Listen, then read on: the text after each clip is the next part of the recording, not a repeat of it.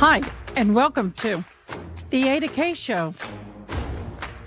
I am AdaKay Brown, and am currently a criminal justice major, and I'm a deaf courtroom commentator. Grab a cup of Java, and let's dive in. Hi, and welcome to the AdaKay Show. I am AdaKay Brown, and am currently a criminal justice major, and I'm a deaf courtroom commentator. Grab a cup of Java, and let's dive in.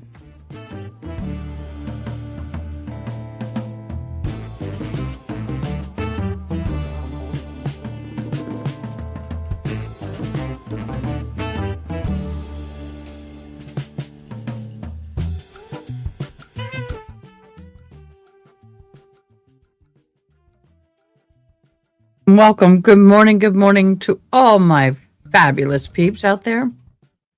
Sorry about the glitchy. It decided it wanted to play twice. Good morning and welcome. I do need to inform you that I am migraine Ada today. And so hence the bright light is not on. I hope that's okay. I hope this finds y'all well. Wow, we've already had a lot to chat about in chat today. First in chat was Erin, then June, and Tinkitude. Tinkitude, I saw that Connie Francis. Who's sorry now? Who's sorry now? Whose heart is aching for breaking each vow? Who's sad and blue and crying too? Yes, I know the song. And also, you can bring me flowers. Yes, know this artist, Connie Francis, passed away. Rest in peace, love. When I was in the barbershop world many moons ago and I can't hear myself sing, so God help you, that probably was really sucky.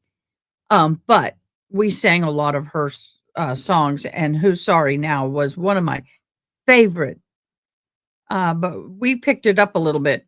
Who's sorry now? Whose heart is aching for breaking each vow? Who's sad and blue and crying too? We sped it up. We didn't do the dredge version. So we sped it up. So rest in peace.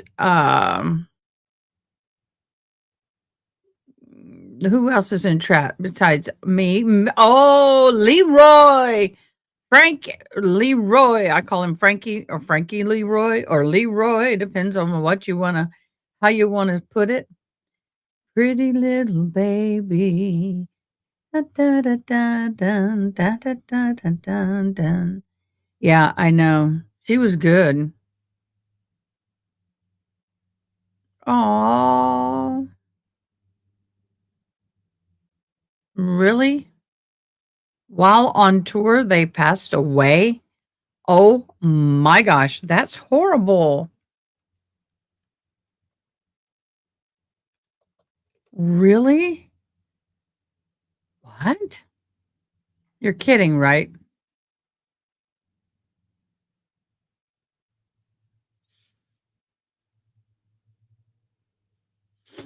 While taking the Annabelle doll on tour. That doll is creepy as hell. What was his name? I have the Raggedy Ann doll. Yeah, she was. Frankie, she was a good age.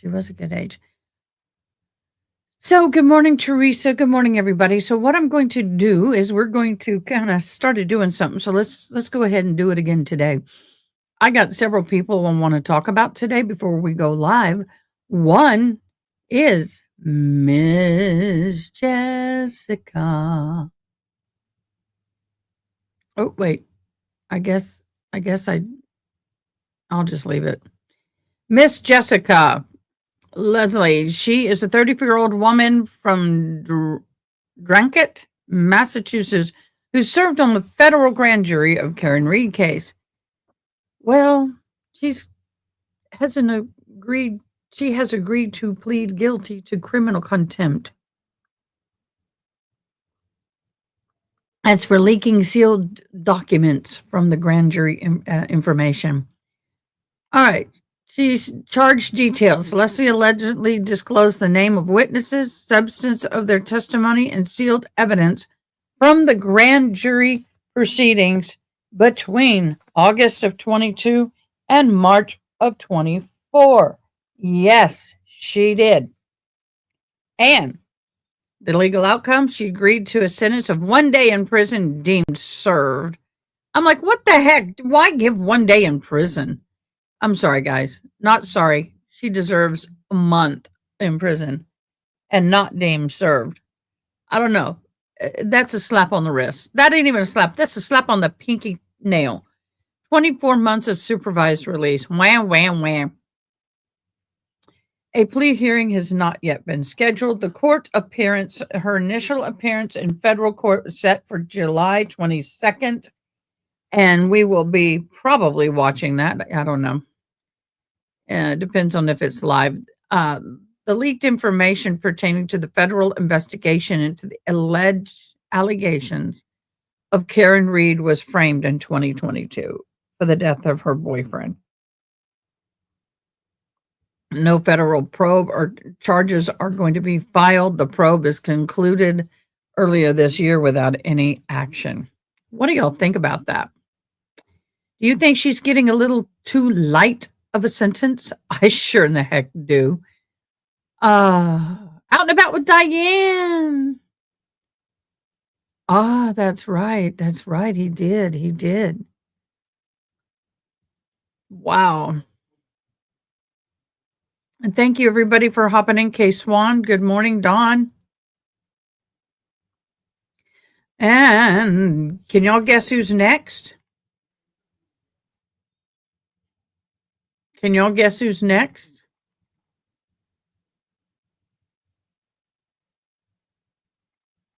At all? Oh, I did miss somebody. Let me pull him down. The Brian Kohlberger case. Today, Brian Kohlberger case centers on a hearing today. There's a hearing today on whether or not to lift the gag order that has kept much of the case sealed from public view.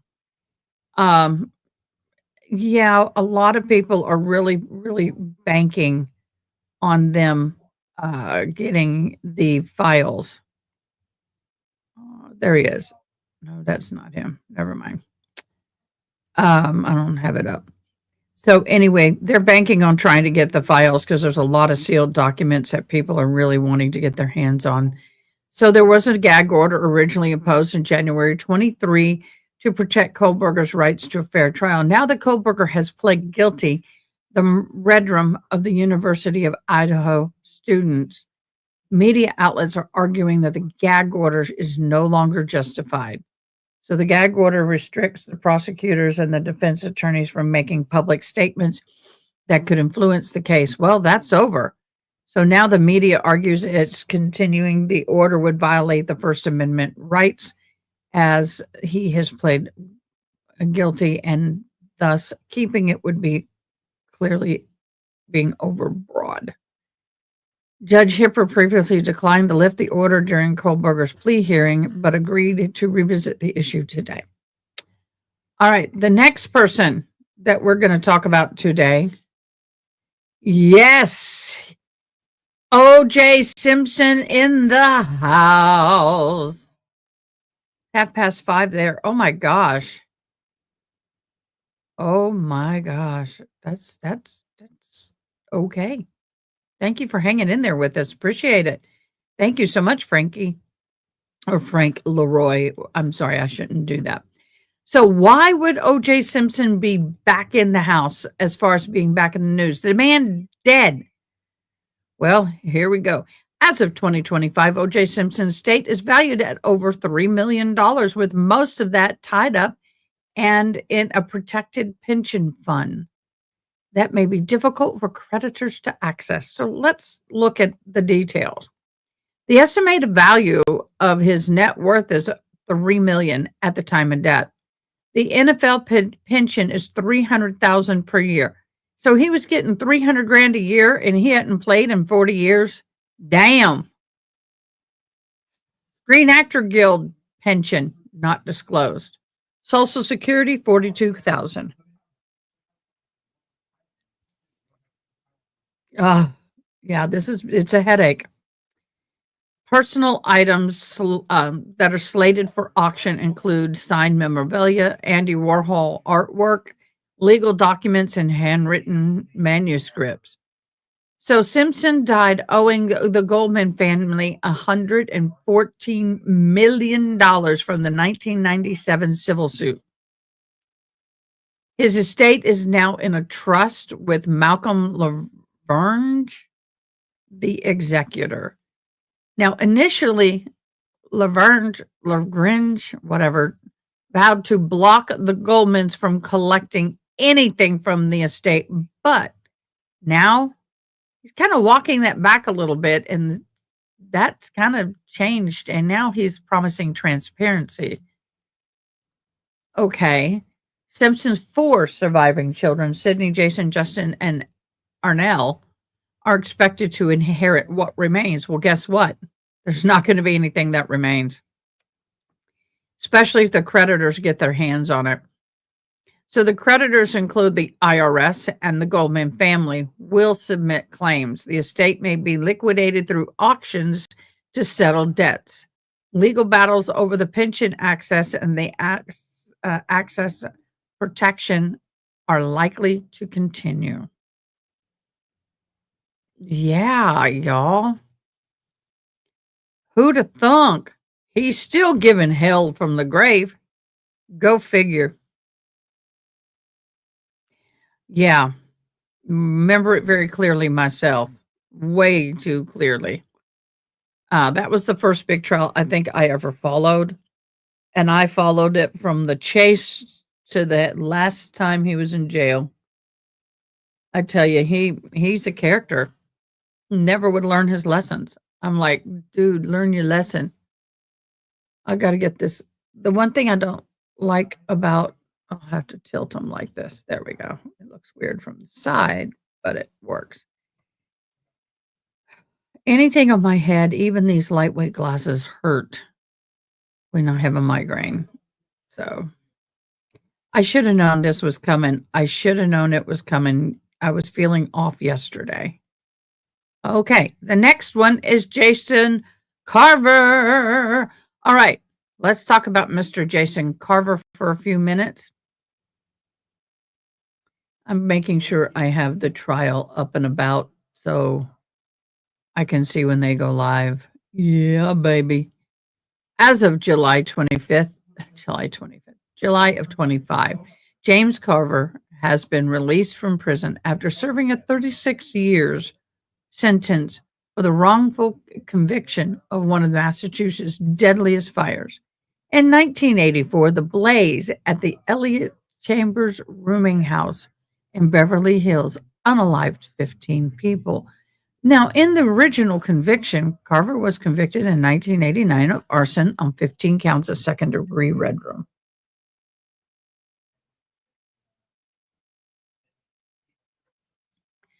Sorry, that feels good.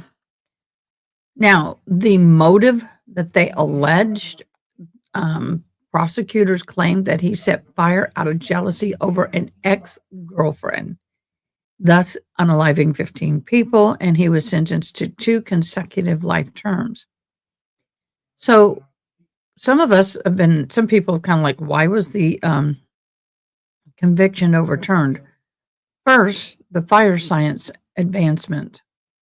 With the advancement of fire science, they were able to determine a few factors. One, the original fire investigators relied on now debunked theories like the alligator charring and the myth that fire can't burn downwards.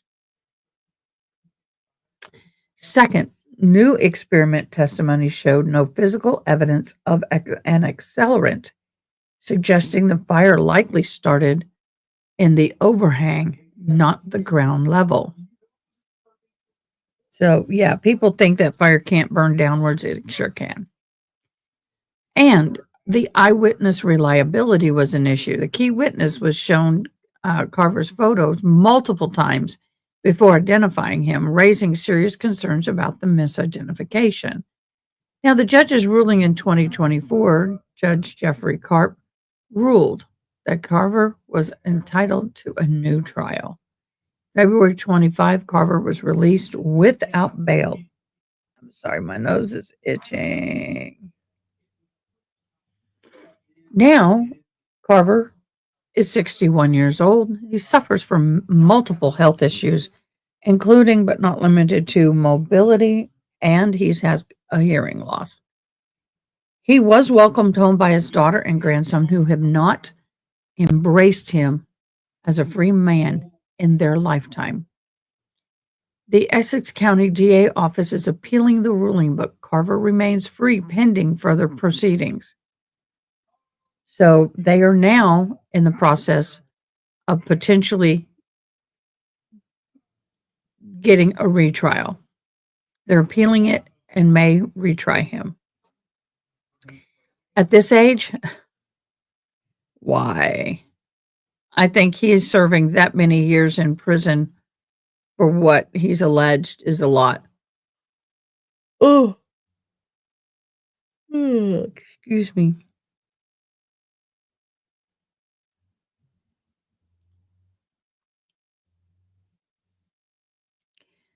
Let me let her know. I just talked about it. Somebody sent me some information.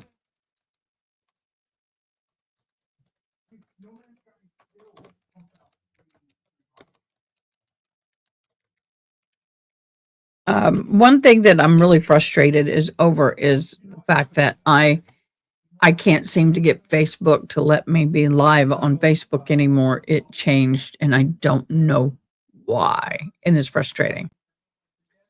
Very, very, very, very, very frustrating. Let me get this.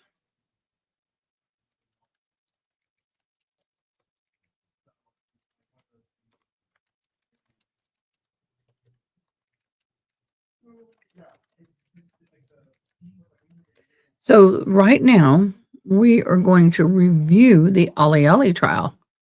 Ali Ali oxen free. That's what I want to do. I do. I just want to start screaming Ali Ali oxen free. I do. I don't know why.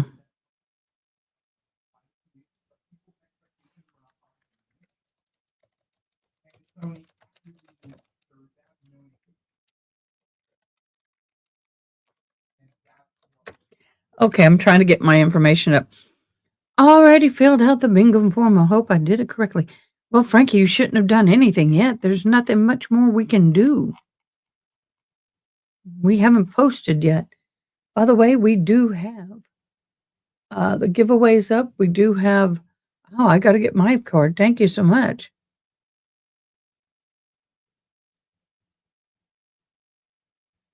Where did it go? Oh, there it is. Yay. We'll go over that in just a minute.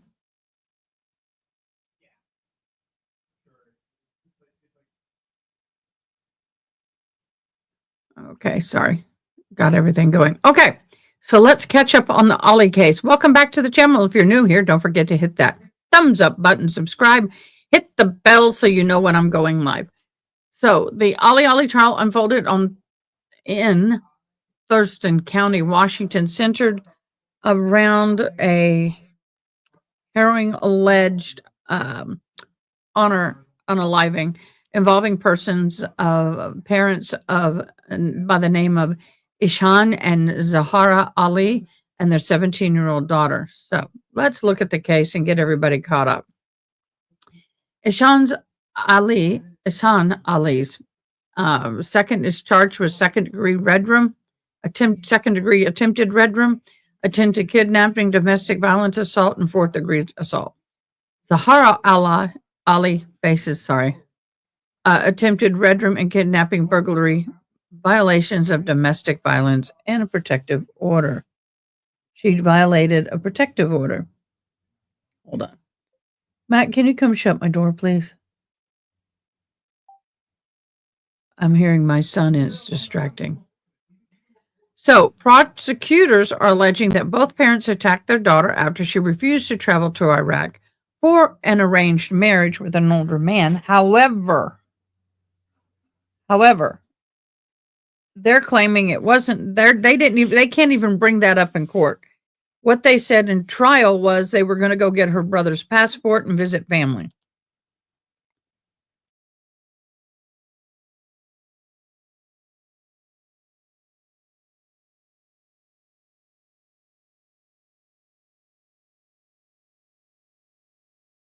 Sorry about that, guys. My son. Give me a minute.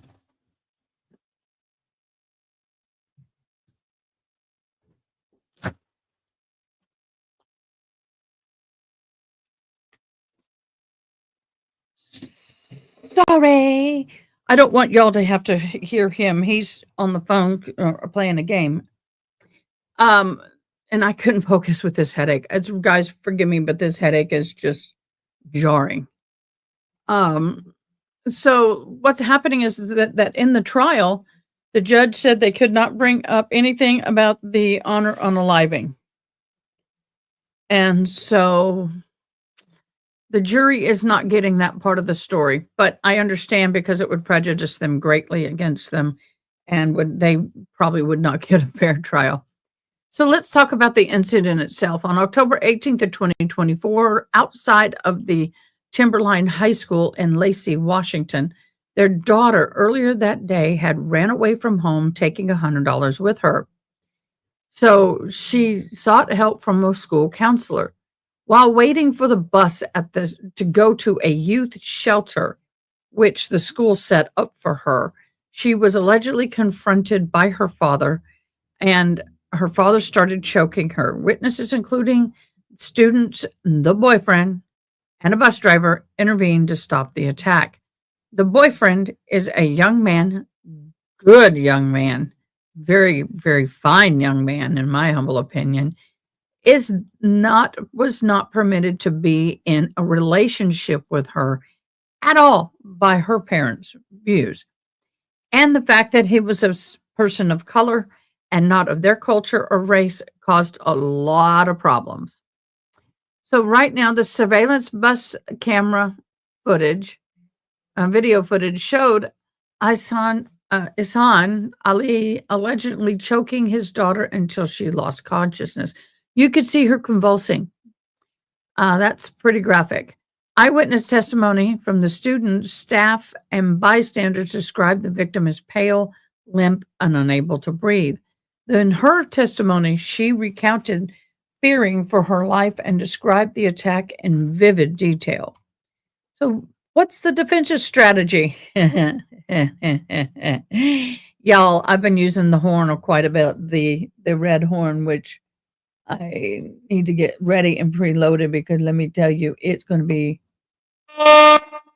that. So the defense is arguing that the parents were searching for their beloved daughter who had run away, challenged the credibility of witness statements versus video evidence, claims Zahraa Ali may have been understood and was not restraining her daughter and choking her, but trying to lovingly embrace her. They're also stating that the restraining order was not fully understood because she had a language barrier. Don't accept that. She does speak a little English, and she's lived here for 12, 13, 14 years, something like that. I can't believe she doesn't understand any English. The cultural conflict and the concept of honor in the family dynamics are some of the key themes here. Legal boundaries of parental authority and protection orders, and the role of the school in the community. Now, let's talk about the eyewitnesses. So, first of all, I felt the school acted well, but I don't think they should have let her go home alone or get on the bus alone. I think that a police officer should have picked her up and taken her to the shelter until further investigation had happened, in my humble opinion. But hindsight's 20/20. So there were several bystanders and students who testified to the witnessing of the October 18th, 2024 attack outside of Timberline High School at a public bus stop. John Denicola was the bus driver. He saw Ihsan Ali choking Fatima,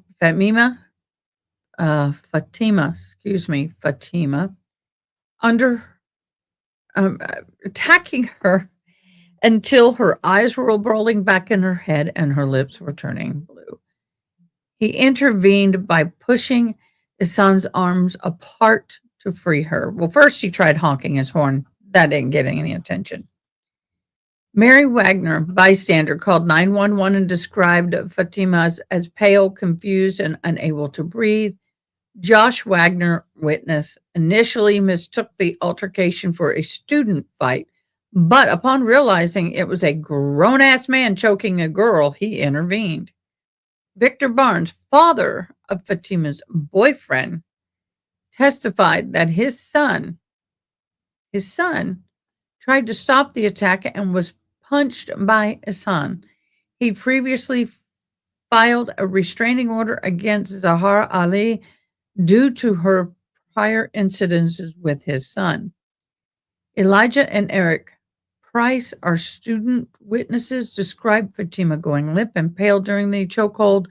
Eric kicked Ihsan in the head to try to break the hold. So, other testimony, basically the testimony said she ran away fearing forced travel to Iraq for an arranged marriage, describing losing consciousness during the chokehold while waking to her mother crying over her, and recounted feeling safe at school and seeking help from counselor. This is Fatima's testimony herself. But the problem was when she woke up, she was in the chokehold of her mother, and the defense is trying to say, oh, but your mother loves you. She wasn't choking you type crap. In my humblest of opinions, I'm not buying it. Not buying any of it at all, because apparently, which has not been brought up in trial, her sister, who was standing next to her mother, also too had tried to unalive Fatima at some point.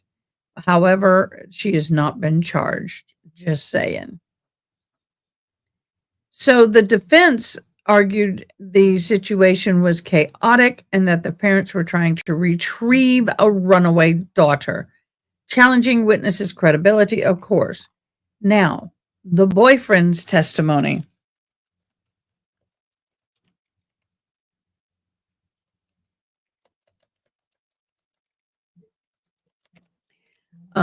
He was very good. Very good. He did great. So Isaiah's testimony initially, the initial point of confrontation, he was with Fatima when at the bus stop when the father, my nose won't stop itching. Ihsan Ali approached. He tried to intervene. He tried, as Ihsan grabbed Fatima's hoodie and said, "My daughter," in Arabic.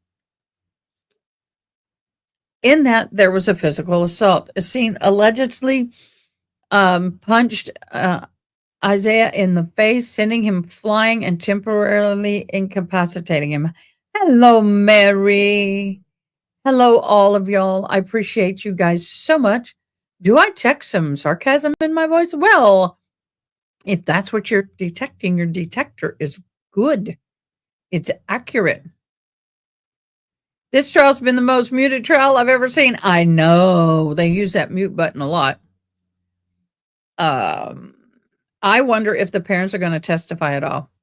Fatima testified that her mother spoke to the teacher in English. That's correct, Ronnie. She did.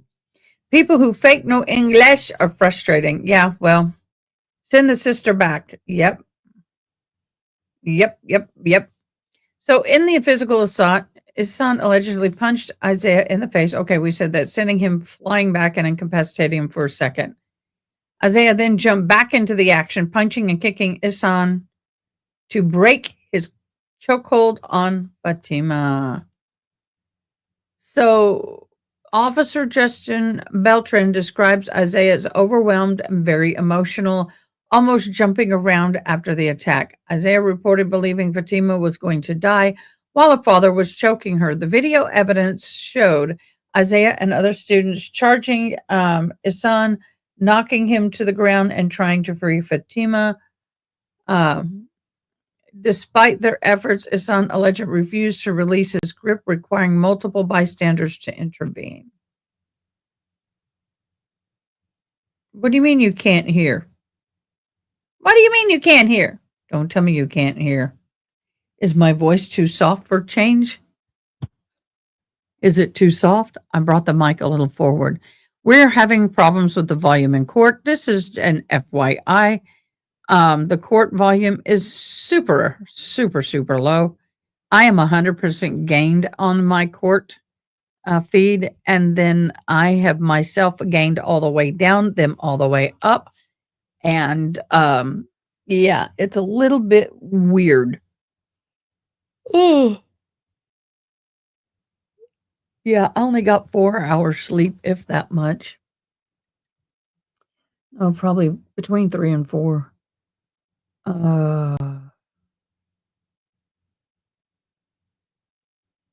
Adair, we don't talk about people being deaf. I's deaf. I'm the deaf one in the house.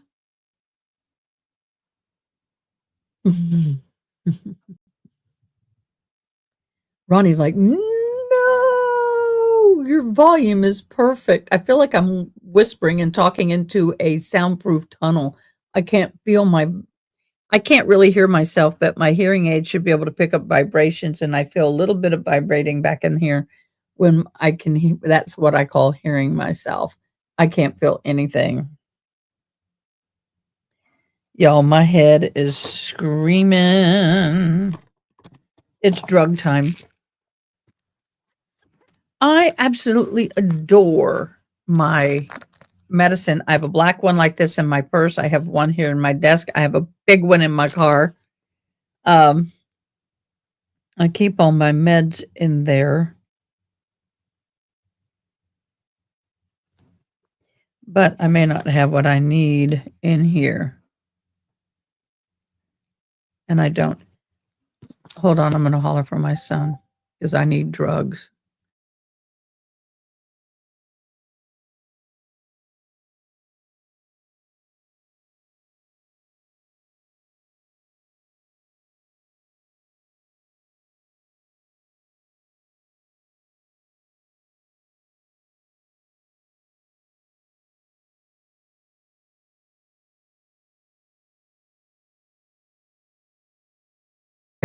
So he's going to bring me my drugs. Make sure you're not a mutant. Oh, that's RA relief. That's my headache med I use all the time. Here, take it back. I don't want all of it. I only need uno más. Thank you, babe. I even got Dr. Pepper. Hey, Mary. I have been rocking between Dr. Pepper and coffee this morning. And I'll probably start the sucker because sometimes that bite pressure feels good on my head. And how many of y'all suffer from headaches? How many of you actually suffer from headaches? Let me know. Okay, we're going to share this and get to here. All right, here's our bingo card for today. Our bingo is please say and spell your name. Objection. Ask and answered. You're free to go. Eyes rolling back. You're testified earlier without repeating anything. To be fair, outside the jury present, stopping video at remember alleged charges. Okay, let me back up. Spoken soft spoken, sustained and overruled look at law enforcement officer, type of injuries, chaotic scene, gasping for air. Sorry. Bailiff, come forward. Doctor, bring the jury. Okay, we're going to have a couple of those right away. Oh, why do I have two of these beautiful, beautiful cards? By the way, everybody give a round of applause to Miss June.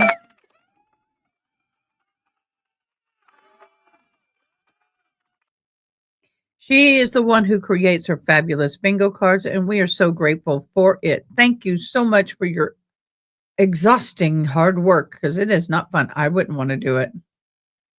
I would not want to do it.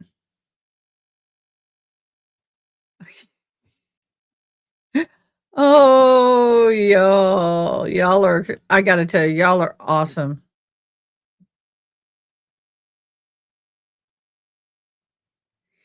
Thank you, Yona, for making that correction in our Discord. Thank you so very much. Oh, we got a pink flamingo. That's cute. Okay, let's see what's going on here.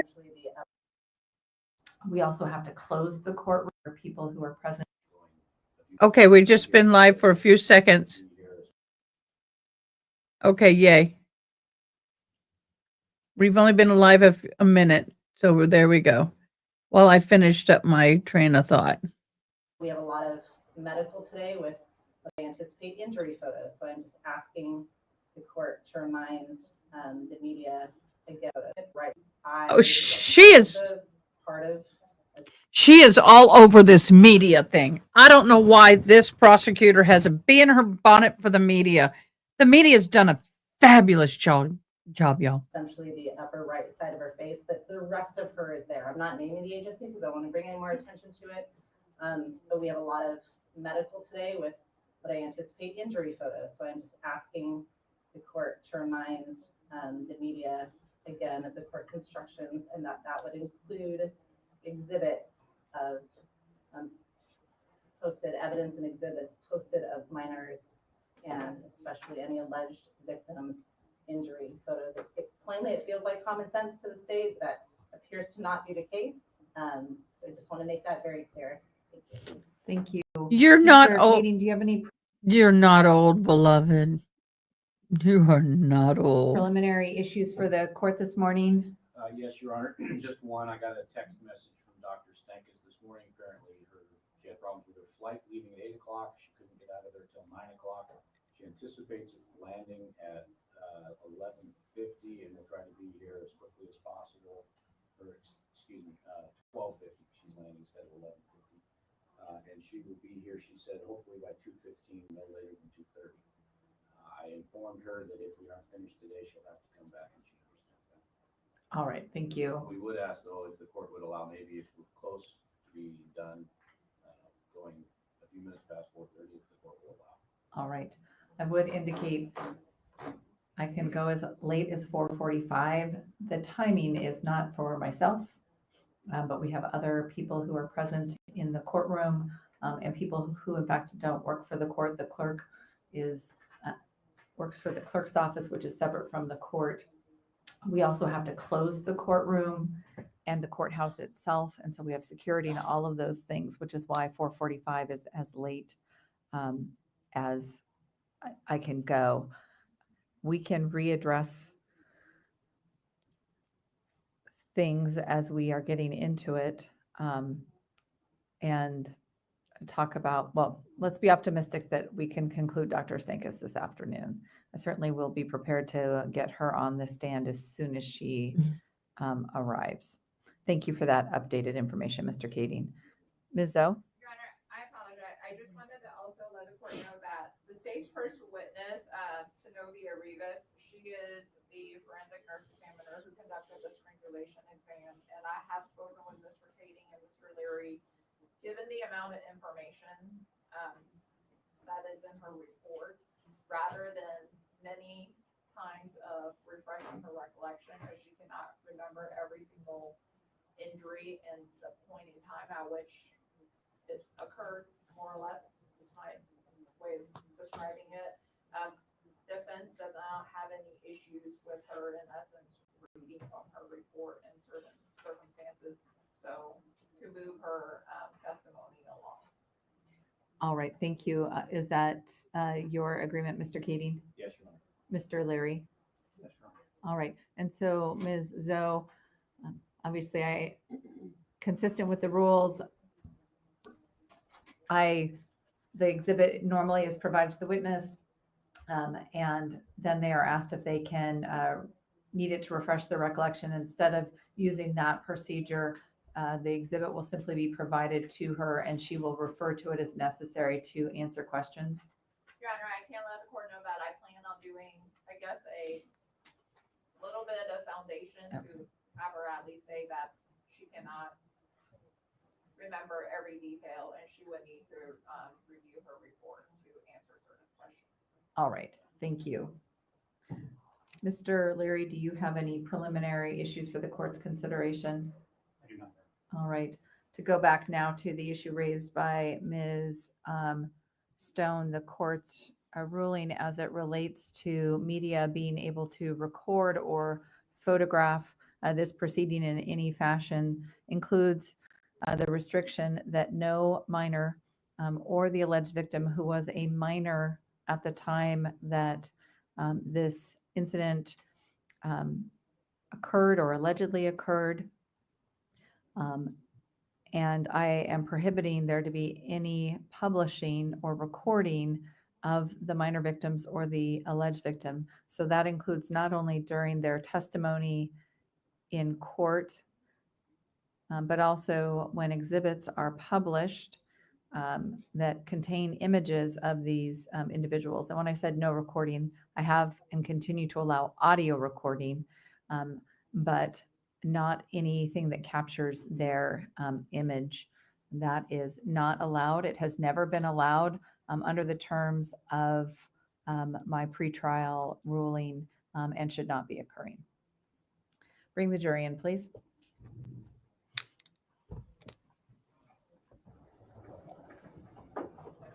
You can go ahead and bring your witness in, please.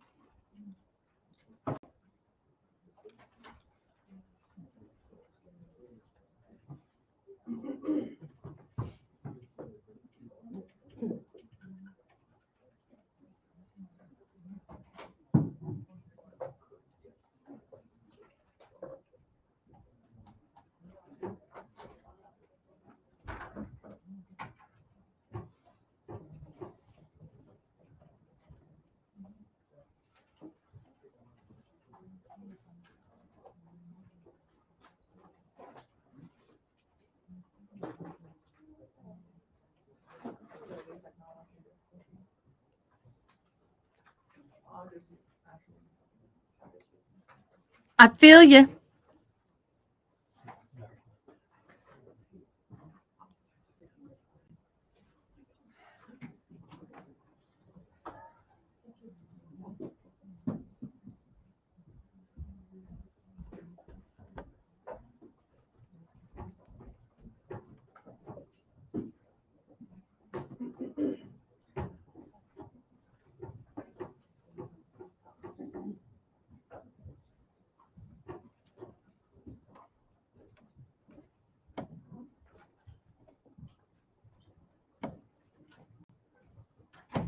Please be seated.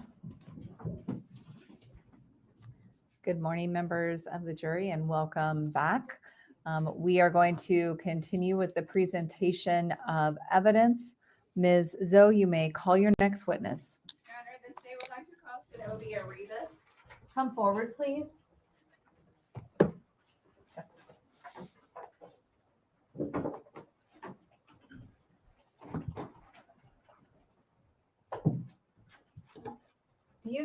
Okay, are y'all comfortable with the volume at this point?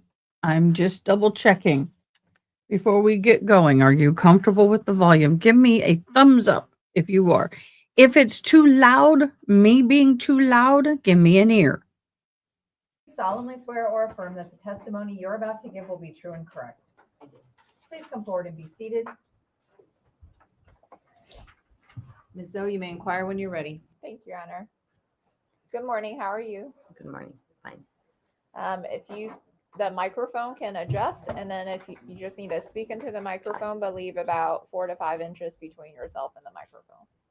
If you could please state your name and spell your last name for the record. Synovia Rivas, Rivas. Are you currently employed? Yes. How are you employed? I'm a health service administrator at Nisqually Correctional Facility, and I'm also a forensic nurse examiner.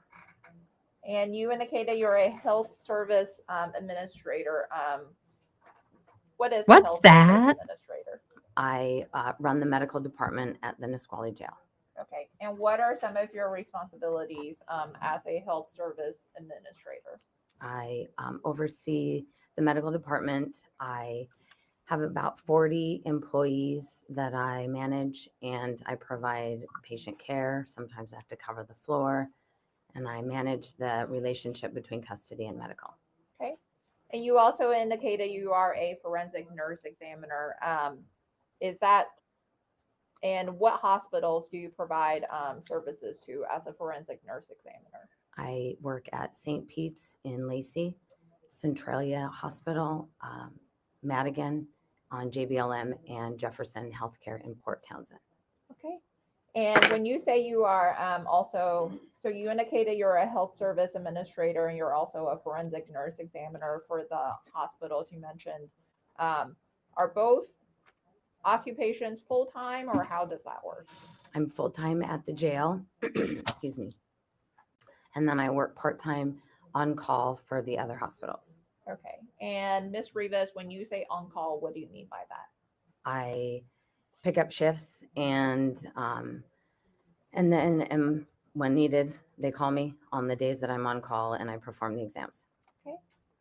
And if you could please describe to the jury your education background. My education, I have a bachelor's degree in nursing. And then in addition to your bachelor's degree in nursing, have you attended any additional trainings? Yes. And what are some of those trainings? I have about 125 hours in adult and pediatric SANE training. I also have strangulation training and excuse me.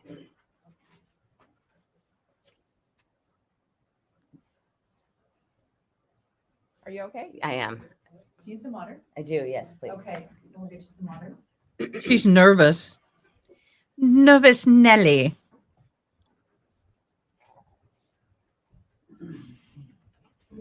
Thank you. And I would be too.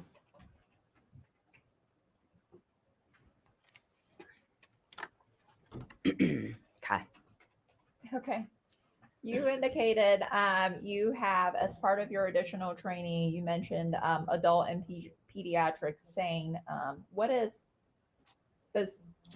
SANE? Is that an acronym? Yes, it's sexual assault nurse examiner. Okay. And you also what is a sexual assault nurse examiner? I provide exams to individuals that report that they have been sexually assaulted. Okay. And you also indicated that you have strangulation training. And what is that training composed of?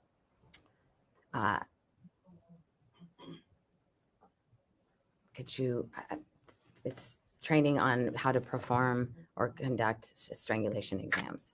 Okay. Y'all, I'm concerned for the prosecution. This woman is not coming across very well. And Miss Diane is in the house. Are you ready, Diane?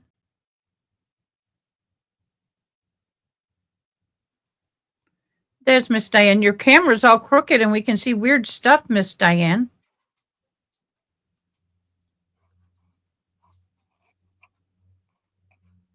Can you hear me, Miss Diane?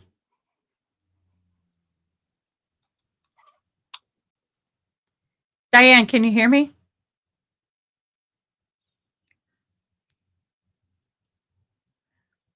Okay. Okay, your background's weird and your camera's off.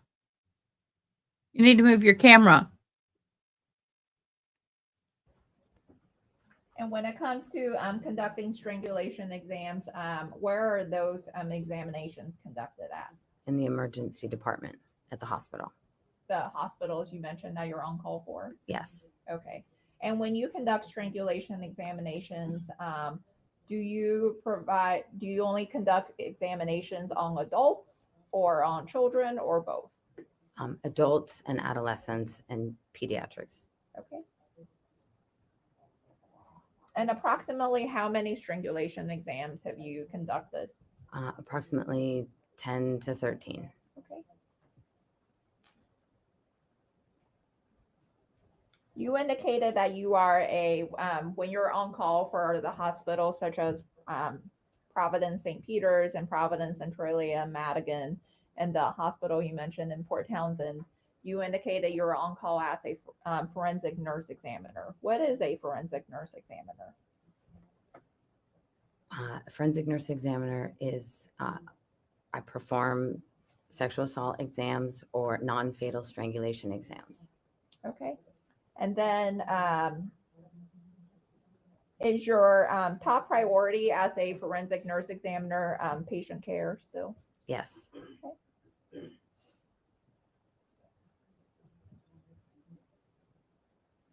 And Ms. Rivas, in the medical context, what is strangulation? Strangulation is pressure applied to the neck with the intent to impede blood flow and breathing. Okay.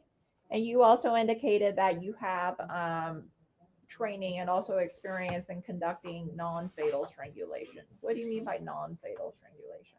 That is when someone does not die. Okay.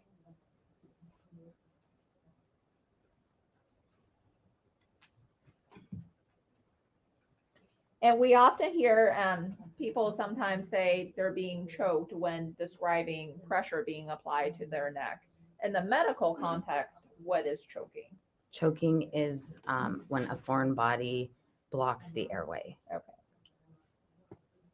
Strangulation is when your air is being cut off from an outside force. And as a forensic nurse examiner, how you indicated that you will be on call for the hospitals. When you're on call for the hospitals, are you located at the hospital or are you located somewhere else? No, I'm at my house, at my home when I'm on call. Okay. And then how are you notified that your services are needed? The hospital will contact me and let me know that there's an exam. My services are needed. Okay. And when the patient comes to, you indicated strangulation exams are conducted at the emergency rooms in the hospitals. When a patient comes to the emergency room and advised, let's say they have been strangled, are they being evaluated by a medical doctor first, or do they see a forensic nurse examiner like yourself first? That depends. Okay. What does that depend on? It depends on how fast I can arrive to the ER, how busy the ER is, and I guess the nature of the person's injuries. Okay. And how is a strangulation exam typically conducted? It's conducted in the emergency department, and if I'm performing it myself. Good morning, head-to-toe Siba. Assessment. I gather background information and then document my findings and consult with the provider. Okay. And Ms. Rivas, you're also very soft-spoken. If you could speak sorry. up and you can actually move the chair closer to the microphone if you need to. Okay. Sorry. You She's indicated very that nervous. A strangulation exam you described it as a head-to-toe exam. What is a head-to-toe exam? Head to toe is I start on literally from the head and, observe the scalp, look inside the ears, the eyes, the nose, the mouth, and just move down, observing in every inch of the body. Okay. with visually. Okay, and as far as a head to toe exam, you mentioned that you described it as you're literally observing a patient from the top of the head and every inch of the body until you get to their feet. As part of that examination, are you also asking the patient questions about how they're feeling in certain areas? Yes, I do ask if they have any concerns. Okay, and what's the importance of asking the patient if they have any concerns? To focus my exam on those areas and pay closer attention to the areas that they report. Okay. When it comes to, based on your training experience with strangulation, when it comes to strangulation, are there sometimes signs or symptoms as a result of strangulation that cannot be physically observed with the eyes? Yes. Okay. And Ms. Rivas, do you recall seeing a patient by the name of Fatima Ali on October 18th of 2024? Yes. Okay, and where did you see her? At St. Peter's Okay, in Lacey? in Lacey. Okay. And do you remember approximately what time you saw Miss Ali? I believe it was around 6 p.m. Okay.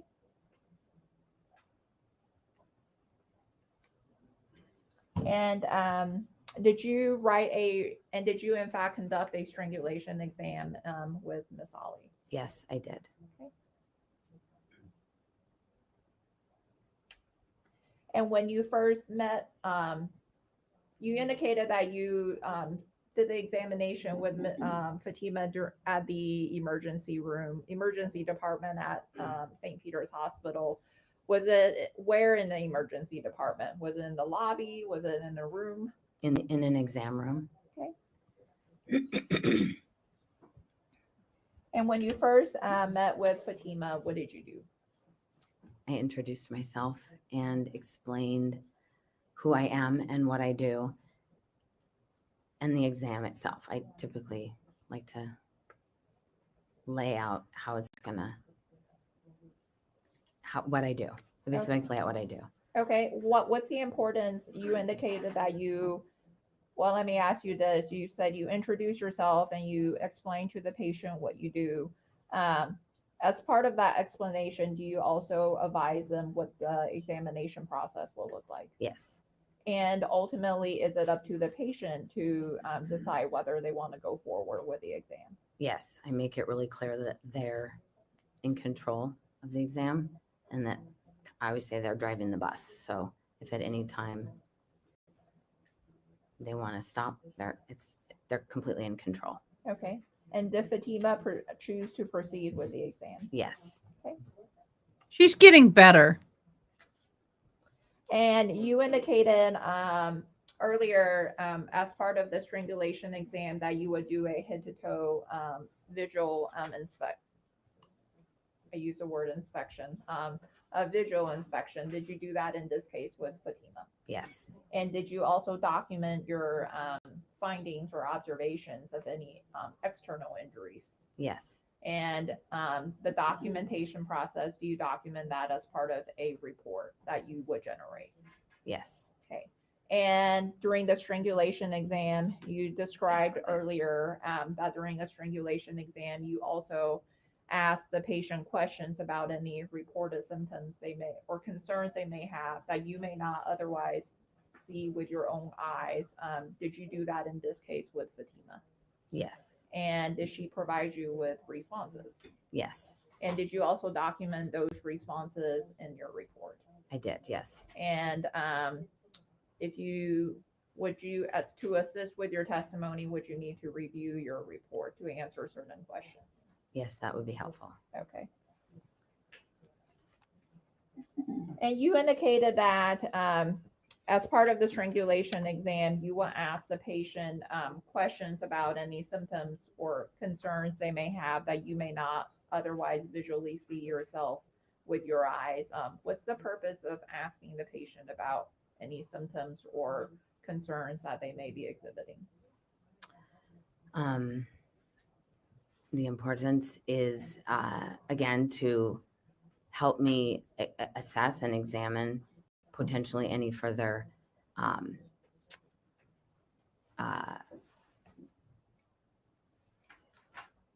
cannot think of the word off the top of my head, sorry, procedures or scans that may need to happen.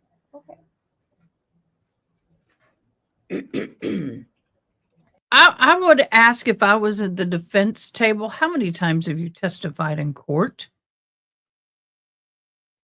She is really struggling. And based on your training experience, are there certain symptoms you would expect to see from a patient who may have had pressure applied Yes. to their neck? Yes. And what are some of those symptoms? Difficulty speaking, they could have change in their voice, memory loss, difficulty breathing, loss of consciousness, pain in the neck, some bruising, abrasions, bleeding from the eyes and nose, nausea, vomiting. There could be incontinence of the bowel and bladder, Okay. things like that. And all those symptoms that you described, do you see that in every patient that you conduct a strangulation exam on? No. Okay. And why is that? Everybody's different. Everybody presents differently, and sometimes you could have significant amount of injuries, and others you could see nothing visibly, but there could be some internal injuries. It's just case by case. Okay.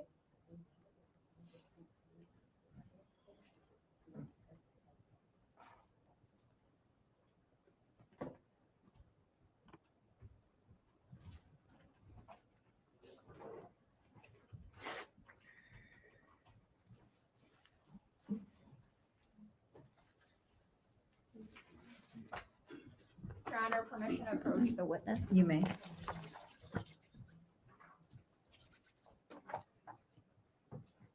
Ms. Rivas, I've handed you what's been marked as State's Exhibit 82.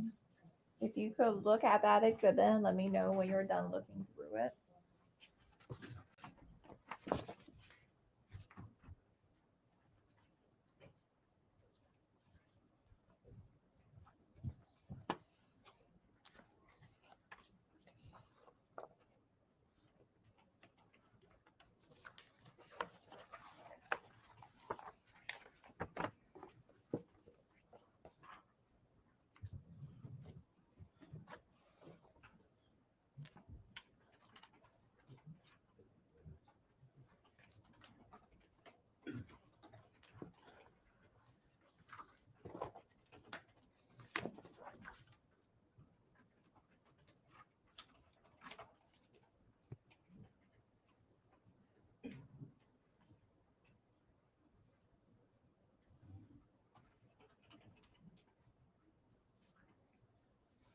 And Ms. Rivas, do you recognize Exhibit 82? Yes, And what is Exhibit 82? it's my documentation of my strangulation exam with Fatima. Okay. And would it help refresh your recollection in answering some questions? Let me rephrase my question.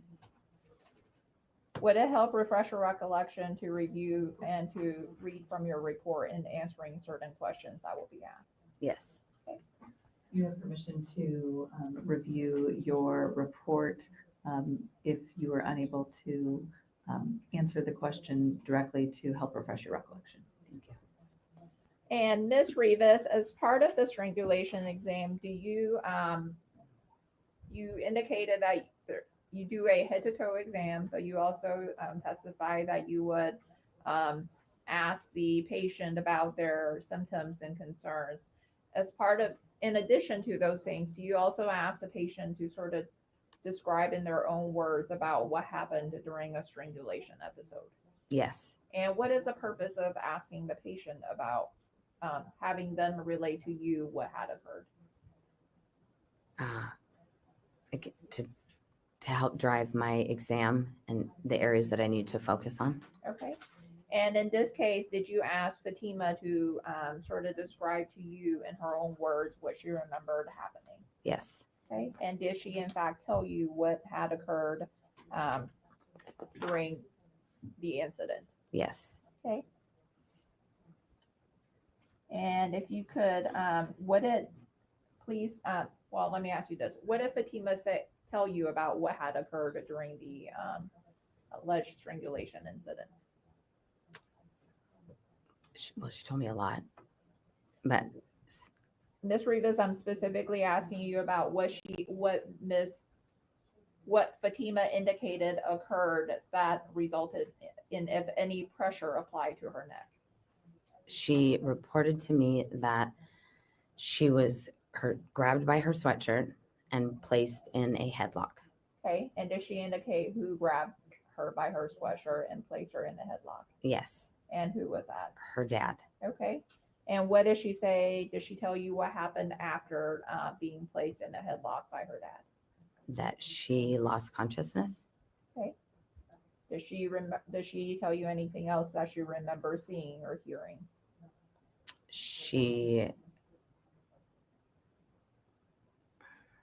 Could you elaborate on that question? Sure.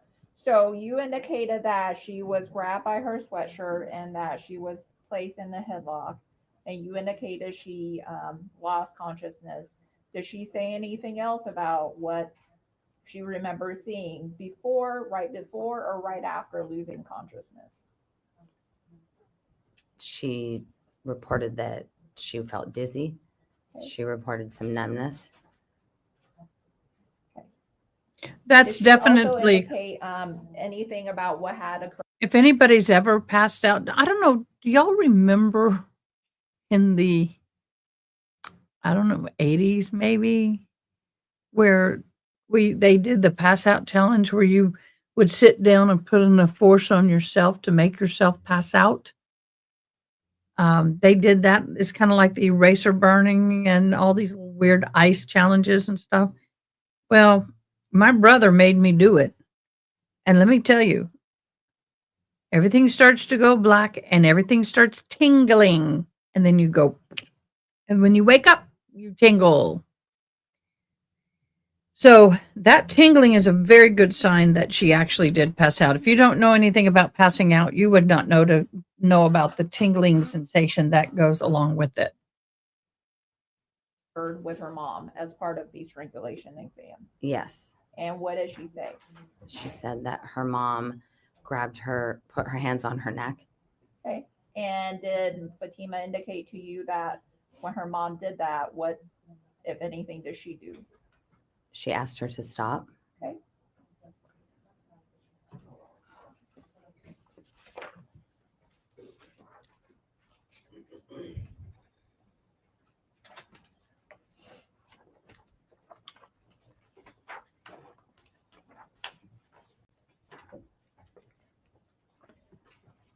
And Ms. Rivas, you testified that as part of the exam, you will ask the patient about any reported symptoms they have.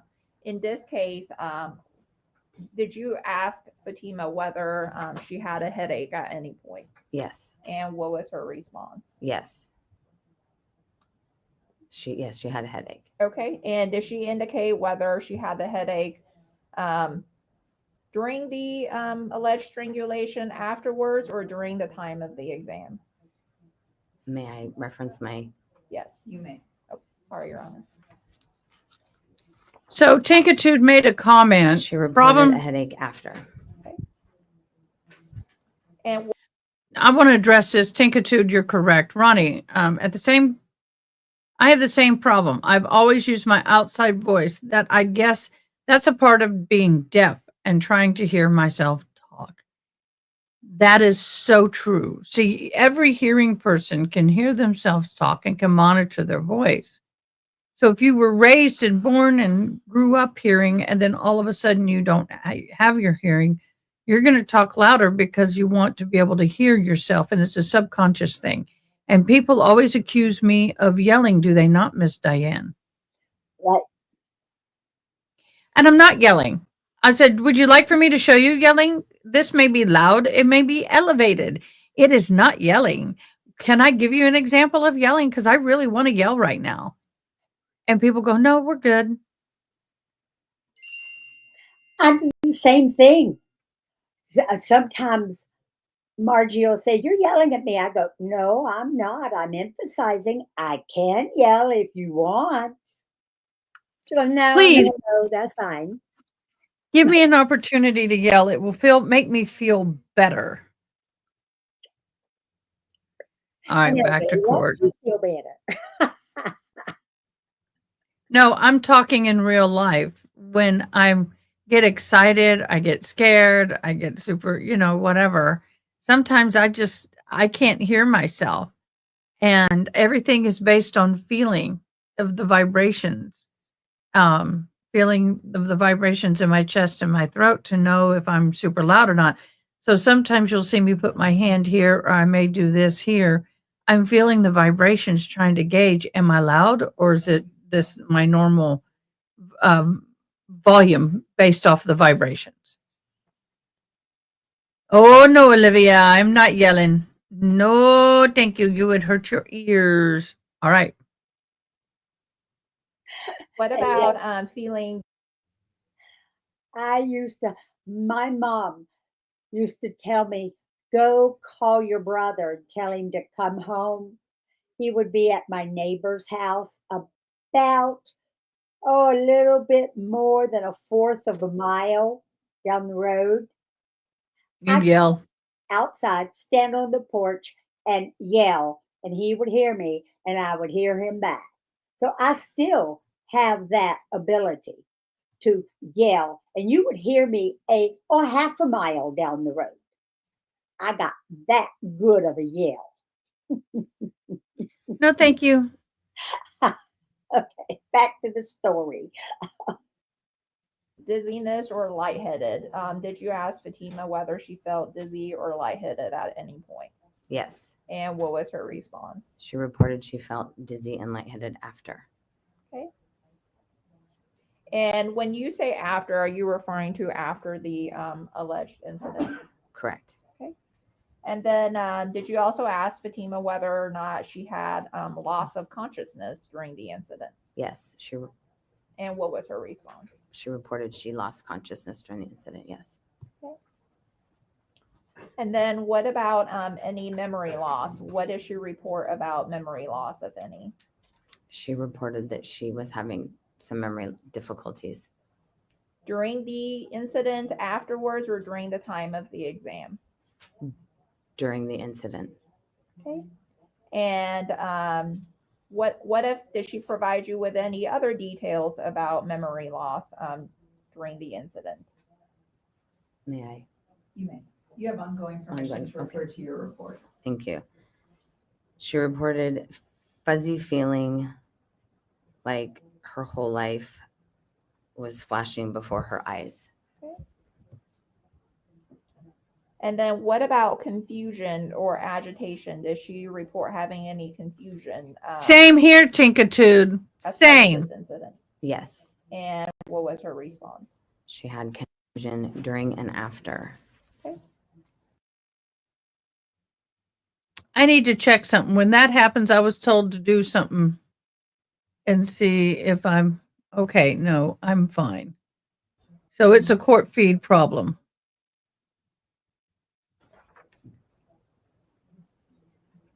And what about vision changes? Yes. And what was her response? That she had visual changes during the exam. That everything was getting darker and darker. Okay. And when you say, I'm trying to see clarification, you indicated that Fatima indicated that she had vision changes during the exam? I'm sorry, during the strangulation. Correction. And did she report whether she had any blood coming from her ear, nose, or mouth? She did not report any, and I did not observe any. Okay. And then what about any ringing in her ears? She did report ringing in her ears after the strangulation. Okay. And then what about neck pain? Did she report having any neck pain? Yes, And what was her response? she had neck pain during, after, and at the time of the exam. Okay. And then did she report whether she had a sore throat as it relates to the incident? She did. And what was her response? That she had a sore throat after and at the time of the exam. Okay. And what about any difficulty swallowing? She reported that she had difficulty swallowing after and during the exam. Okay. And did she report whether she had any pain with swallowing as it relates to this incident?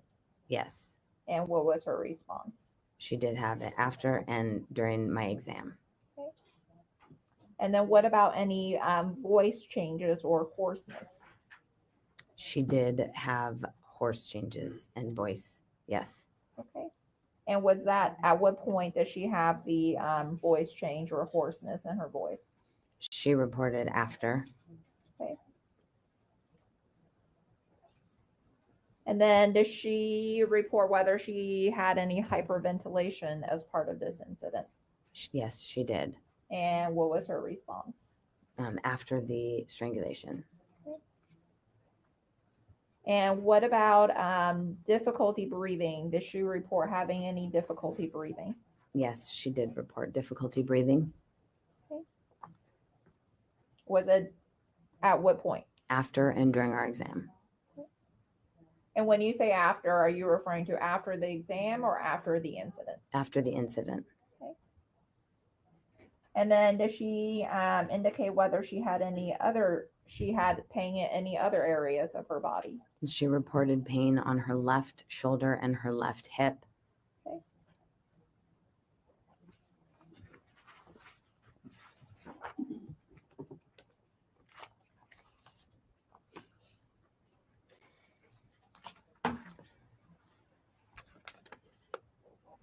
Took many years of practice.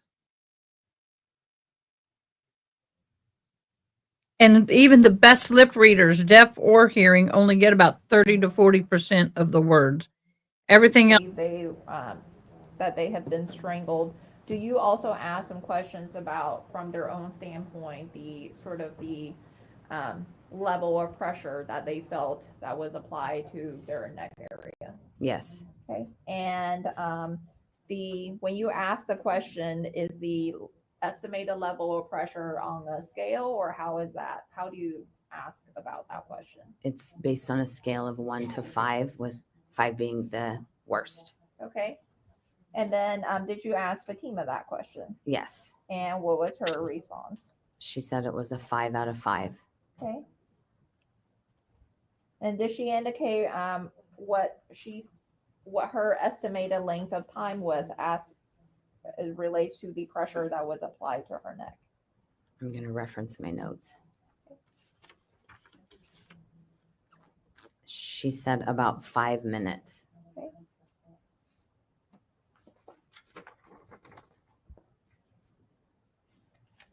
I'm going to have to leave in a couple minutes.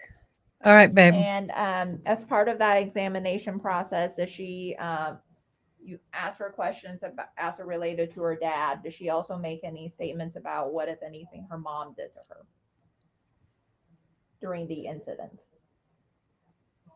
That she put her hands on her neck. Okay.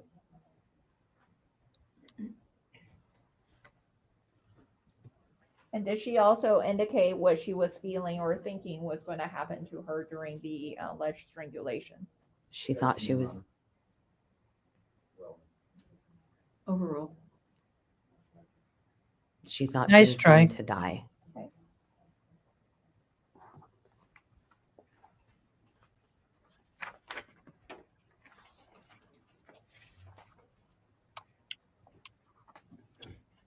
And Ms. Rivas, you talked about earlier with regards to the strangulation exam that part of it involves sort of a visual head to toe exam.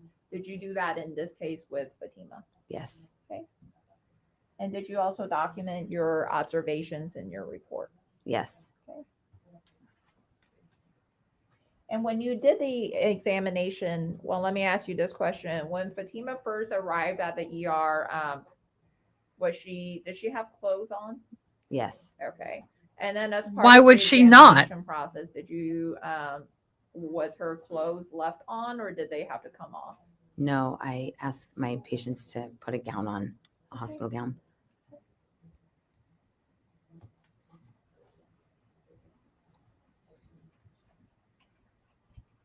And you testified that as part of the head-to-toe exam, you described the process in which you would conduct the head-to-toe exam.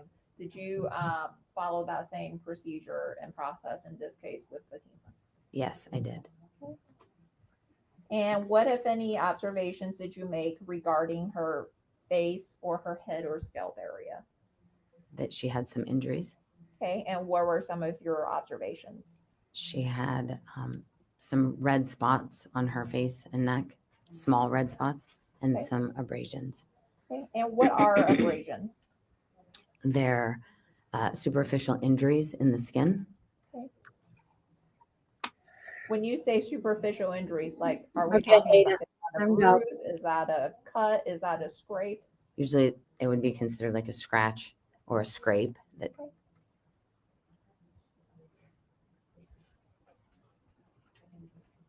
And based on your training experience with regards to strangulation, what can cause, during a strangulation episode, what can cause abrasions to the body?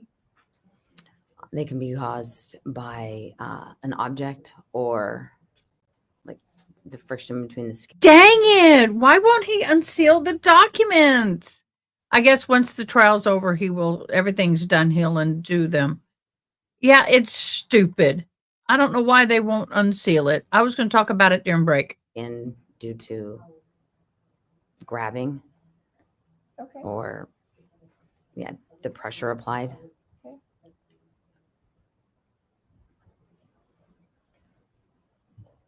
And We're gonna what talk about it during break. her shoulder area? Did you know any injuries to her shoulder area? She had an abrasion on her shoulder. Okay, let's talk about this real quick because I don't want it to let it go. In a strangulation, superficial means there's no like ripping of the skin, no gashes, no cuts. The damage in strangulation most often, unless the victim is scratching themselves, trying to get their hand between the arm and their neck or whatever it is, they're usually superficial. Strangulations normally do not have a large amount of wounds on the outside other than redness.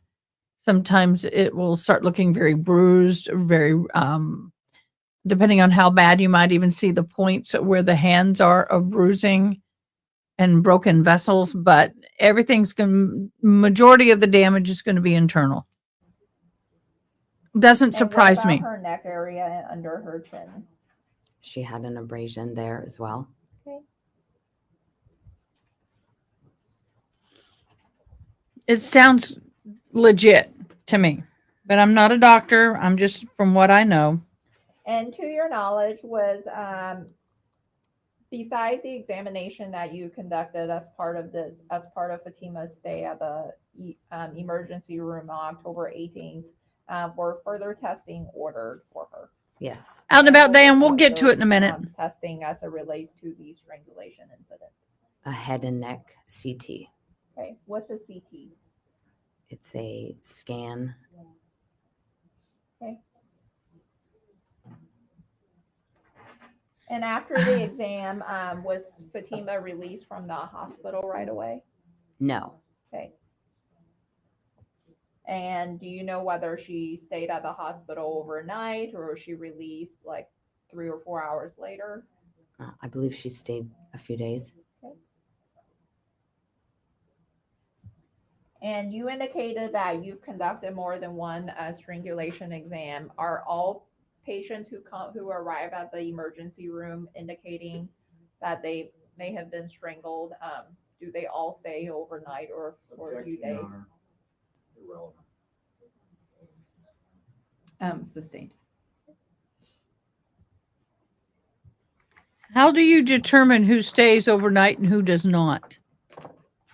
Don't drop the ball, Boo. How do you determine who stays overnight and who does not? What are the determining factors for an overnight hospital stay with strangulation? Come on, you can do this.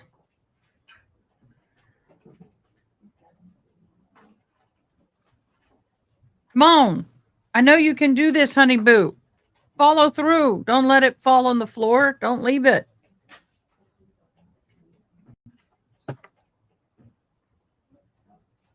Don't leave it. You're leaving it.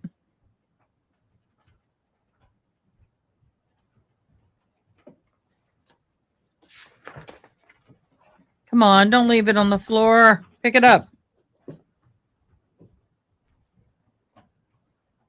Ask the courts for its indulgence so we know what you're doing. Your Honor, permission to approach the witness. You may.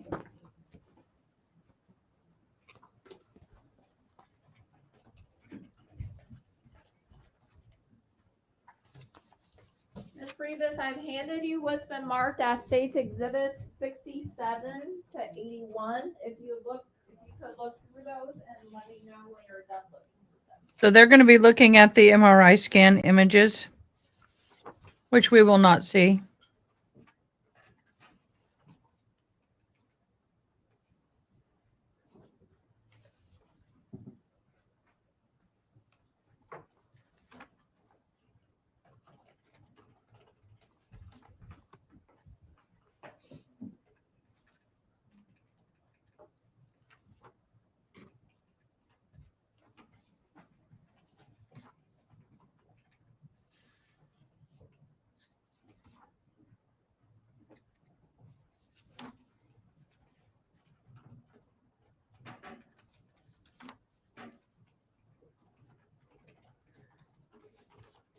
Hi, June.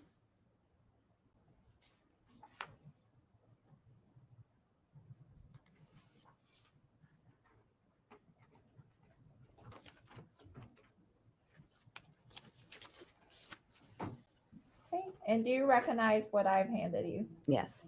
And what are Exhibits 67 to 81?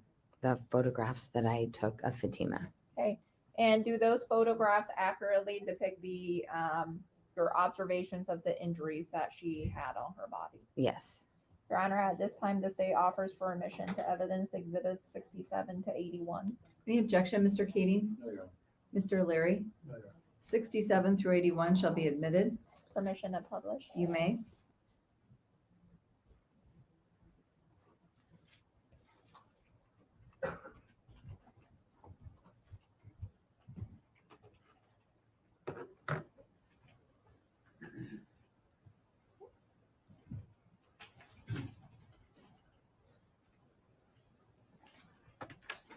Ms. Rivas, I'm showing you what's been admitted as Exhibit 67. Can you tell the jury what they're looking at in this photograph?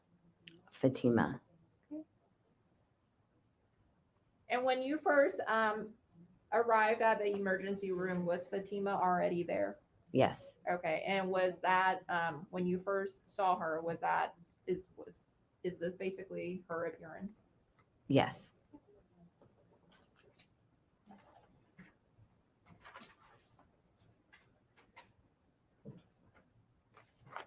Exhibit 68. Can you tell the jury what they're looking at in this photograph? A closer up of her face. And what is the purpose of taking sort of photographs of the patient's whole body or their face? Reference and baseline. What do you mean by reference and baseline? A reference when we document injuries, and then parents, if there's any issues with like anything different with their clothes, and then a close up of her face. We're looking to see if she had been The abused. purpose of taking a photo of close up of her face. Just for documentation. We're taking pictures of everything we can take pictures of, Boo, because this is a attempted strangulation of a child by a parent. And we want to document and make sure there's no other injuries that are hidden under the clothes, number one. Number two, You take series of photos. You take the photos when they first get there, then you can take them the next day and see the progression of bruising, which may show up hours later. Purposes. Okay. In my humble opinion, from personal experience, and you want to argue me, that's fine. Exhibit 69, can you tell the jury what they're looking at in this photograph? The debris in her hair.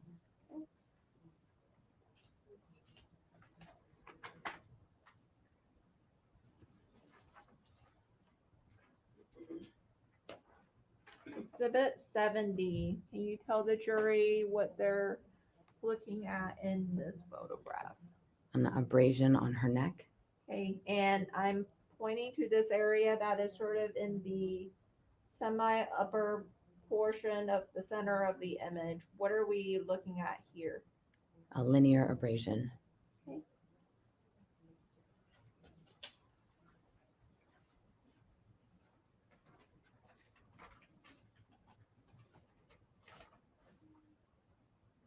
Exhibit 71, what are we looking at in this photograph?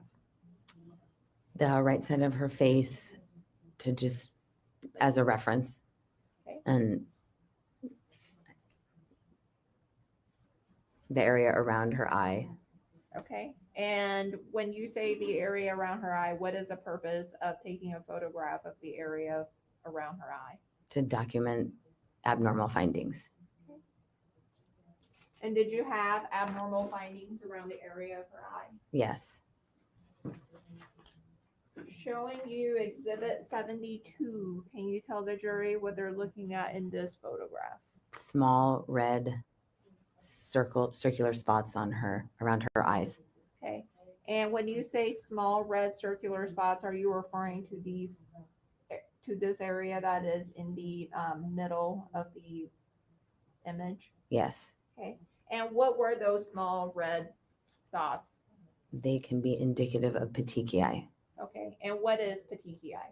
Petechiae are is the small, less than 3 millimeter spots that are indicative of Strangulation. like capillary rupture. So when you get strangled, there are capillaries that rupture around the eyes. And a lot of times when someone's deceased, if you pull back this, you will see rupturing underneath. That is a sheer example. I mean, that's a sheer example. That is a good indicator that the person has been strangulated. In my humble opinion, I'm no doctor. Should have been. There's a lot of things I could have been, that I should have been, that I was too scared to be, because I listened to other people tell me what I could and couldn't do. Exhibit 73, can you tell the jury what they're looking at in this photograph? Her neck, an abrasion. Okay.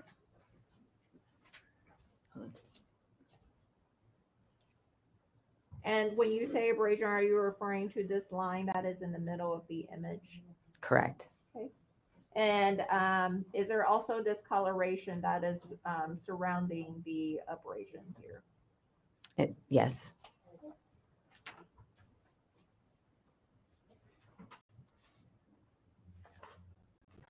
Exhibit 74, can you tell the jury what they're looking at in this photograph? A close-up of the neck and the abrasions on the neck. Okay.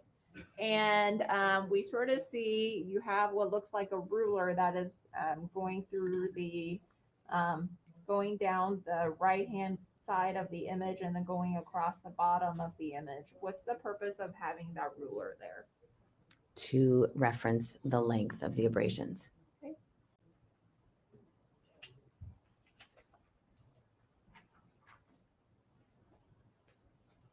Sounds very familiar. Exhibit 75, can you tell the jury what they're looking at in this photograph? Abrasions. And is there, we see here in the sort of the center of the photograph, the coloration is different than compared to the rest of her skin tone. Is that discoloration on her neck area as well? Yes.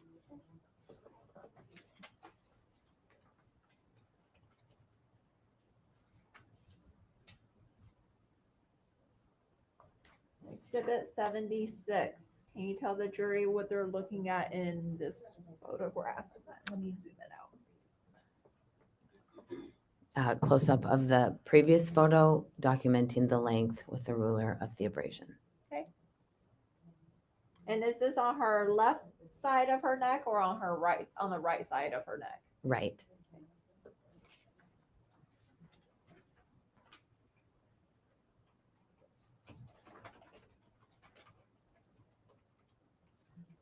Exhibit 77. Can you tell the jury what you're trying to document in this photograph? And zoom in for you. Abrasions. And is this on the left side of her neck or on her right side? The left side.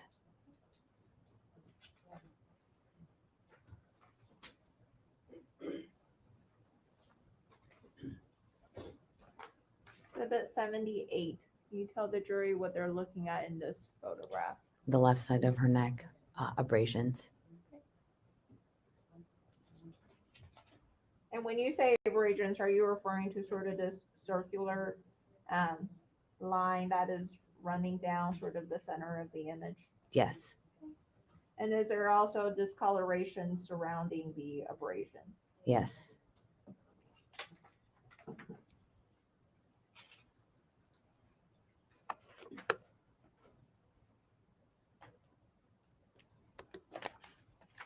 Exhibit 79. Can you tell the jury what is depicted in this photograph? The ruler to measure and reference the left abrasions.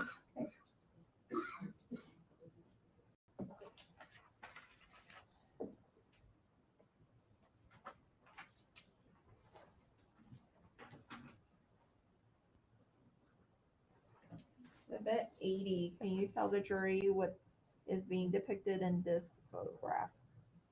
Fatima's left shoulder. Okay. And what are you trying to document with regards to this photograph? The abrasions.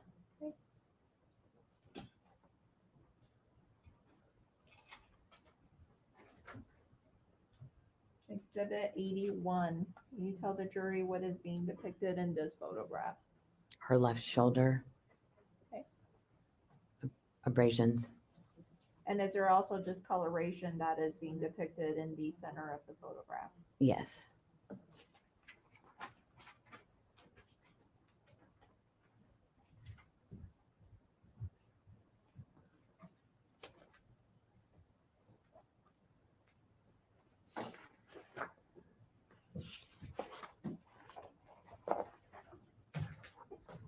No further questions at this time. Thank you. Thank you. Mr. Kading, cross-examination. Thank you, Your Honor. I just wanted to clarify, you said, good morning, Mike. Good morning. You said you arrived and did the examination at about what time? About 6 p.m. Okay. And you ran through a bunch of symptoms that had been reported during and after this incident, Yes. right? And that included headache, dizzy, lightheaded, and I'm going to combine both during and after, loss of consciousness, memory loss, confusion, weakness, numbness, vision changes, and ringing from ears, correct? Correct. And by the time you did this report at 6 o'clock, those had all resolved. Is that correct?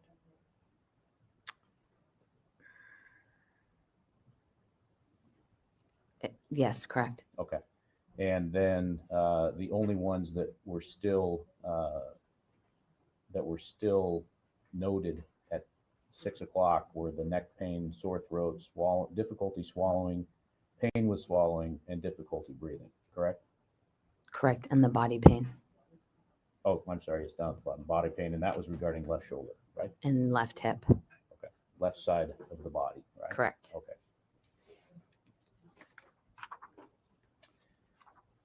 Now, all the information that you received from Fatima was her subjective responses to your questions, correct? It was her response to my questions. Right. So like you said, you gave her a scale of 1 to 5. She said 5 on the how hard the pressure was, correct? Yes, she reported in her words, and then I asked her on a scale of 1 to 5. Okay. So the subjective scale of her saying 1 to 5. Her 5 might be different than my 5. Correct. Right. Okay. And she indicated to you that the length of time that the pressure was applied to her was about 5 minutes. Is that right? Correct. Okay.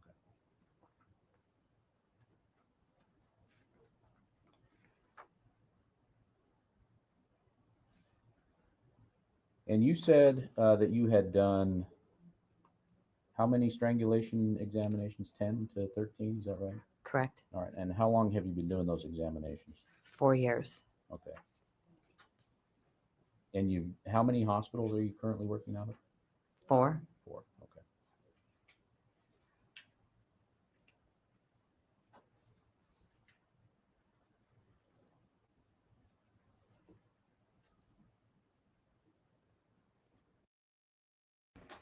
All right. I'm looking at your report. Do you still have your copy there in front of you? Yes. Okay, I'm looking at page 7 of 11 there. And this is Exhibit I'm sorry. 82. Exhibit 82. Sorry, Your Honor. I don't have it here in front of me.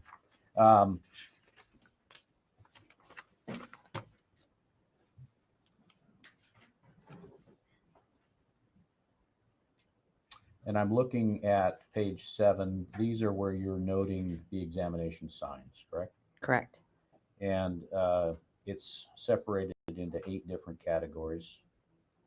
And each one of those, I believe, yeah, all 8 of those, and we can go through them just so we have them in the record. On the upper left, it starts face, head, and scalp. Underneath that is eyes. Underneath that is nose. Underneath that is shoulders.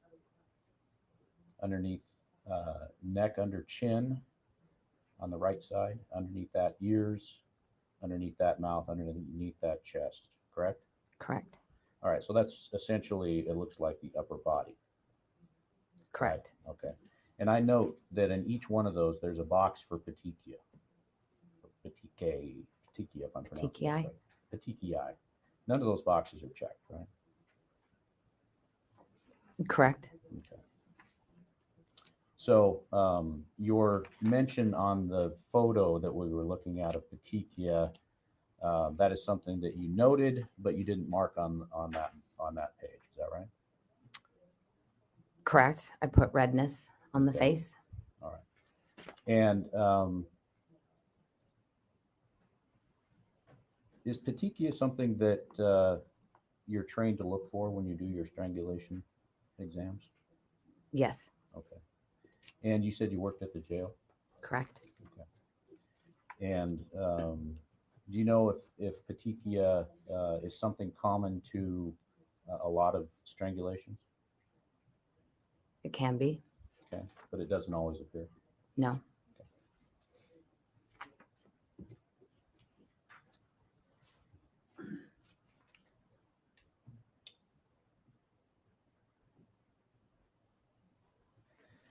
Does the length of time that somebody is strangled, does that make a difference to you when you do your evaluation? No. Not at all? Okay. How about the period of length of unconsciousness? Does that make any difference to you? No.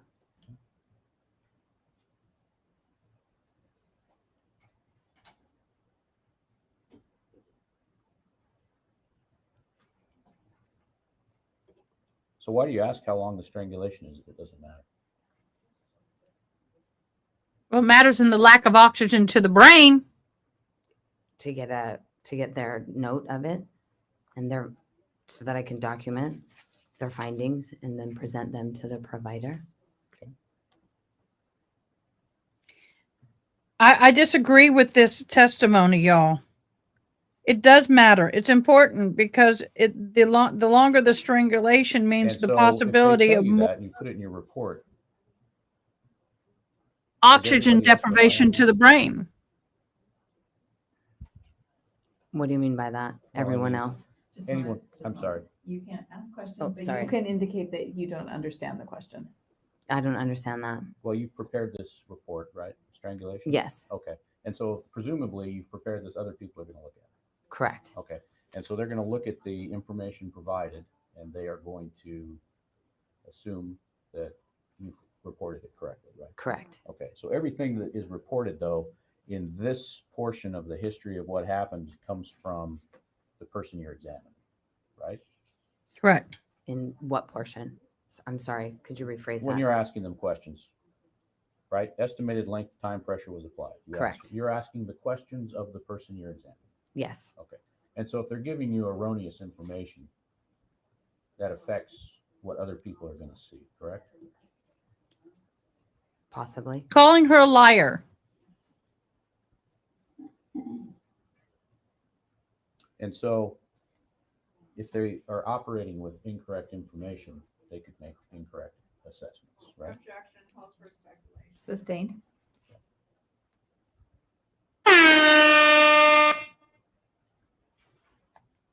Did y'all hear that? It was pretty soft. I didn't even feel it. And just so we're clear, Fatima did tell you that she fell to the ground, correct? Correct.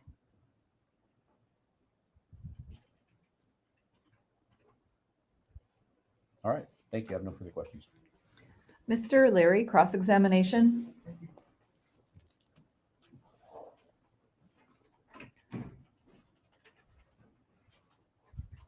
Good morning. Good morning. Thank you for being here.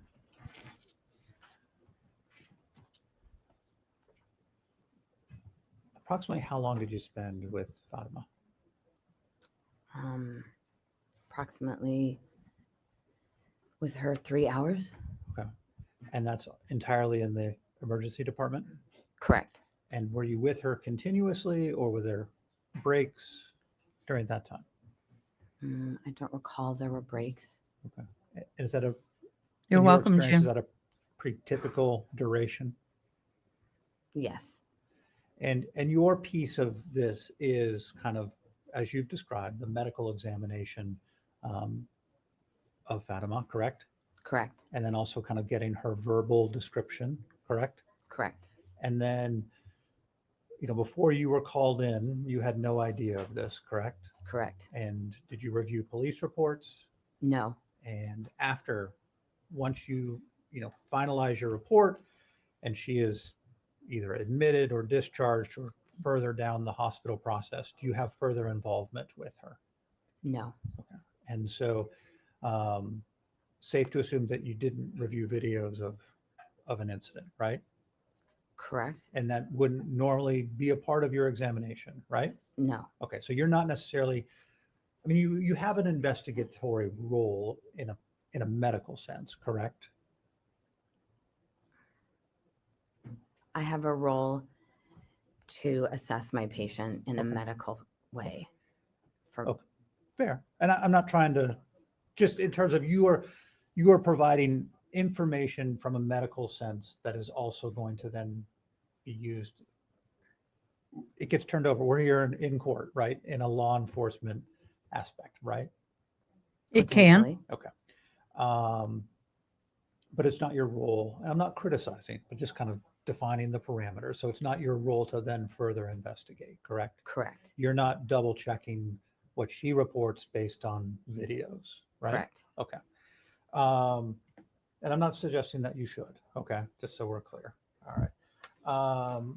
So do you start with the description or do you start with the medical examination? What's the order of procedure?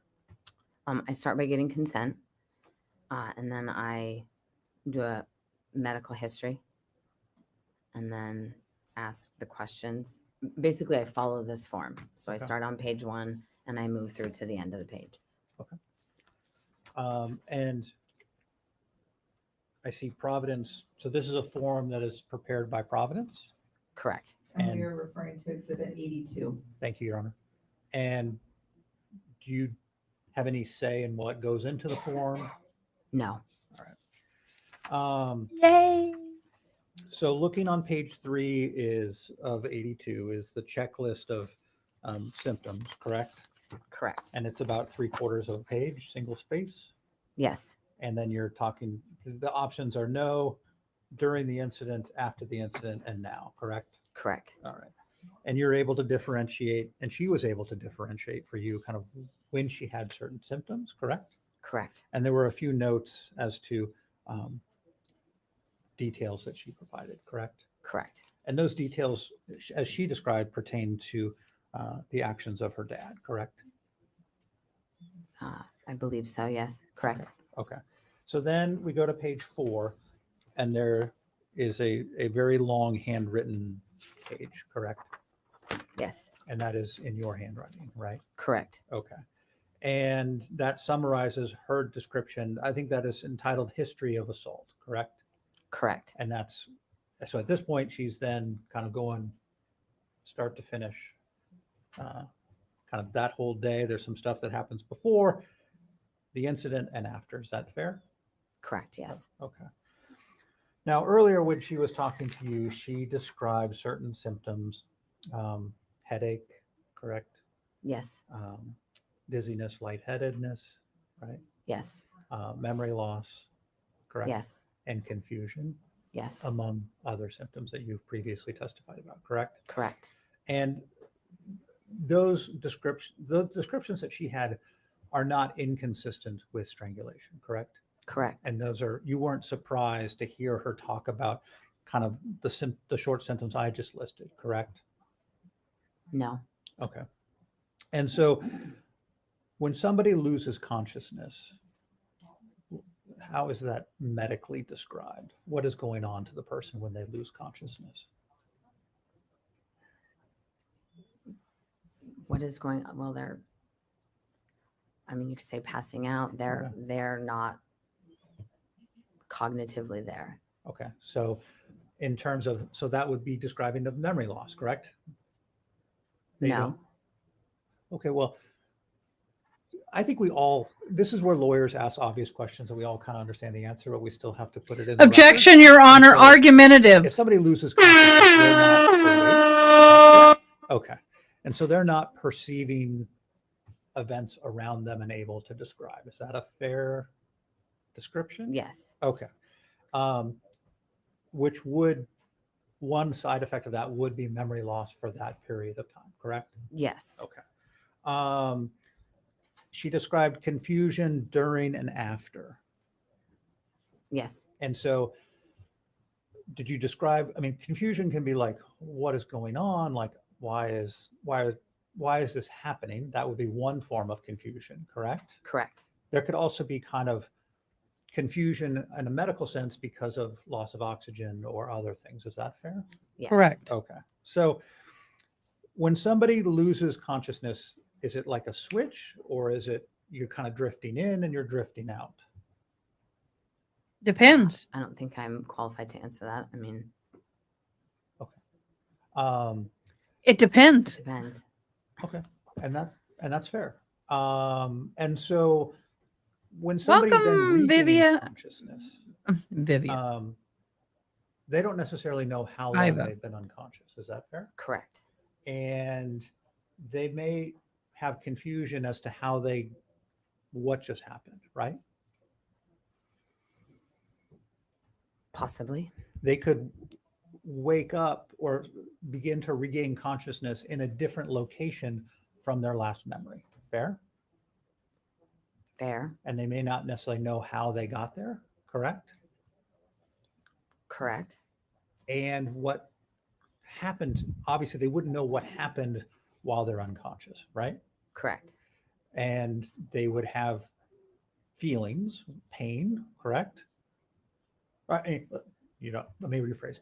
If they have pain, they don't necessarily know what caused the pain while they were unconscious. Fair? They may not even feel the pain. All And right. other Wait. symptoms that may have. All right. I got to do it. You are testifying on behalf of yourself. You were not testifying. You're not a ME. You're not a MD. You're not a neurosurgeon. You're not nothing but a lawyer. quit testifying and having her agree for you. First of all, your questions are stupid. When you're unconscious, you don't feel pain, you moron. He's really pissing me off, y'all. I'm about ready to go code They're a red. product of what happened leading up to being unconscious and while they were unconscious, correct? Correct. Okay. All right, guys, I got to do it. I'm pissed. I want to do it. I want to do it. Y'all, we're going code red in 3, 2, 1.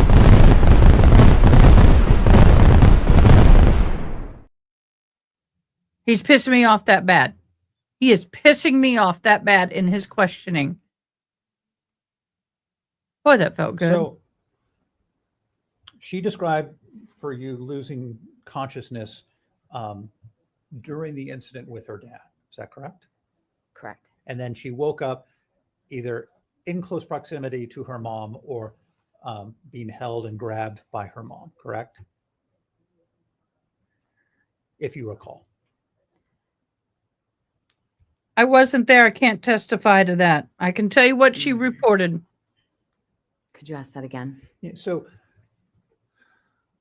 prior to losing consciousness, she was in a struggle with her dad. That's what she described to you, correct? Correct. When she woke up, she wasn't still in the struggle with her dad. And I'm asking if you remember. If you don't, that's okay too. I don't think she specified that. Okay. Okay. So she just described for you regaining consciousness at some point and didn't delineate where her dad was, where her mom was. I'm going to reference my note. Perfect. And you're looking at Exhibit 82. Yeah.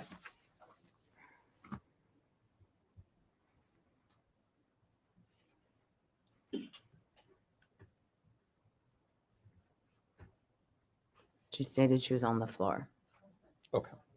And didn't necessarily say in proximity to mom or to dad in that answer. Is that fair? When she woke up. She stated she was on the floor and my mom was grabbing my neck. Okay. And so then, did she tell you how long she was held by her mom? No. Did she tell you how long she was held by her dad? She said it felt like 5 minutes. For her dad? Correct. Okay.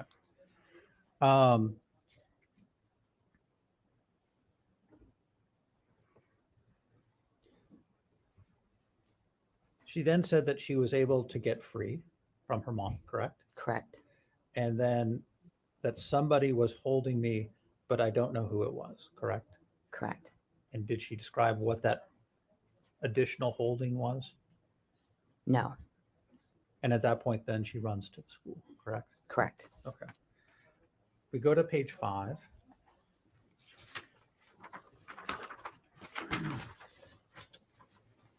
There's a pre-printed question as to what did the patient think was going to happen? And this is in pertaining to strangulation, correct? Correct. And her answer about that pertained to what her dad did, correct? I believe. Just in general with the situation. Well, she said that she thought he was going to kill me, right? Correct. Okay. She thought, yes, I thought I was going to die, that he was going to kill me. Okay. And then when did the strangulation event stop? Isaiah punched dad, knocking him out. Correct. Okay. So in terms of the strangulation event, it stopped when dad was stopped by Isaiah. That's what you reported, correct? Correct. Okay.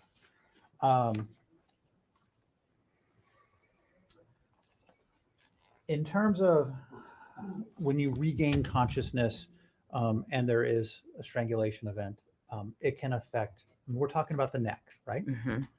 Correct. Yes. Okay. So strangulation isn't necessary. In the way we're talking about strangulation, we're not talking about compressing someone's chest, right? We're talking about compressing the neck. Correct. Strangulation involves the neck. Okay. And that can affect breathing, correct? Yes. And it can affect your voice Yes. and your ability to speak. Yes. particularly just after the pressure is released, correct? No, it could present days later. Okay. But in terms of if somebody said, I had difficulty Okay, good speaking one. after the pressure was released, that would Pick any of them. They'd all work. not be uncommon, correct? Correct.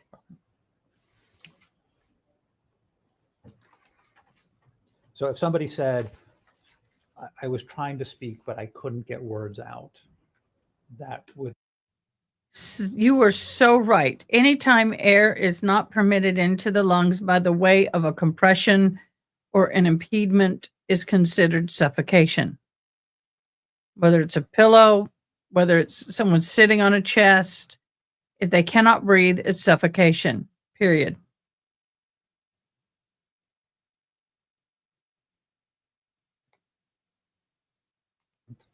that is a possible side effect of strangulation, correct? Suffocation, Not strangulation. necessarily. Strangulation is Mm. constricting. Suffocation is I guess I would have to ask more questions if it was, some people are in shock. Okay. And that could possibly not they could possibly not produce words in that sense. So fair enough. So, I mean, being unconscious can impact your brain is kind of resetting when you're regaining consciousness, correct?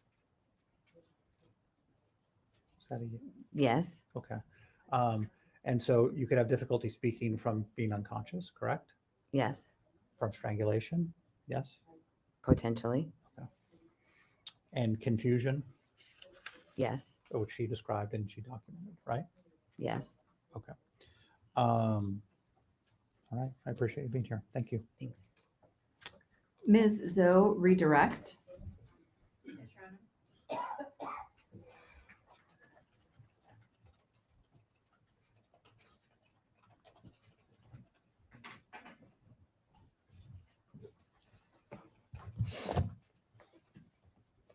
Ms. Rivas, when Mr. Kading was asking you questions, he asked you several questions about your documentation of petechiae on your report. Do you remember that line of question? Yes. And specifically, he asked you about page 7 of your report, and that's the page that has the different body parts and any observations you made of those body parts. Is that right? Yes.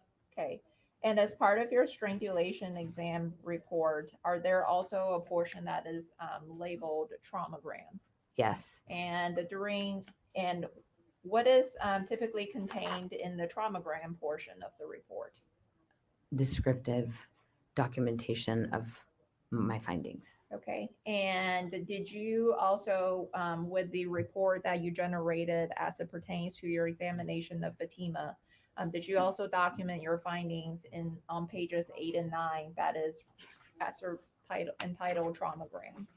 Yes. Okay. And on those 2 pages, did you at any point document your findings of petechiae? Yes. Okay. And where did you document on page 8 as to the findings of petechiae?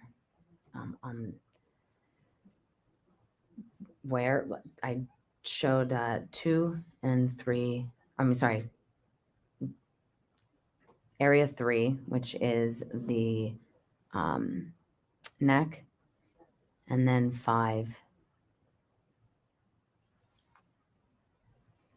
And which area of her face is area 5? Around the eye. Oh, I'm sorry. Correction. The 5 is the eye. Okay.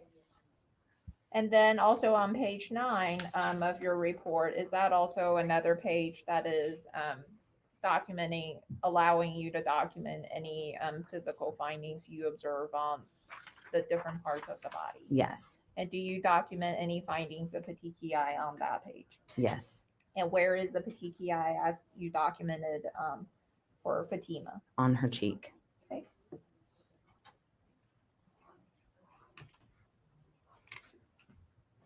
And with regards to page 3, which is the page that talks about sort of reported symptoms, Mr. Kading asked you about Fatima's answers to those, and he talked about it that basically it was her subjective, that it was her answers. Do you remember that line of questioning? Yes. When based on your training and experience, when a patient comes in and indicate they have a headache, is there any magical blood test you can have them do that will say patient has headache? No. Okay. Are there any x-rays that can be taken when once you see the results, it'll say patient has headache? No. Okay. And so when it comes to asking a patient, whether it's as part of a strangulation exam or anytime you see a patient outside of the ER, when it comes to asking about headaches and lightheadedness and dizziness, are all of those responses in essence what the patient has to convey to you? Yes. Okay. And with regards to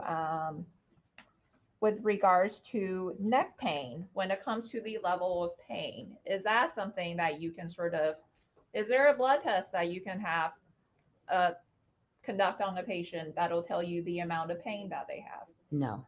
Okay. And is that basically in essence something that is the patient's own words, because there's no test or x-ray that can document pain?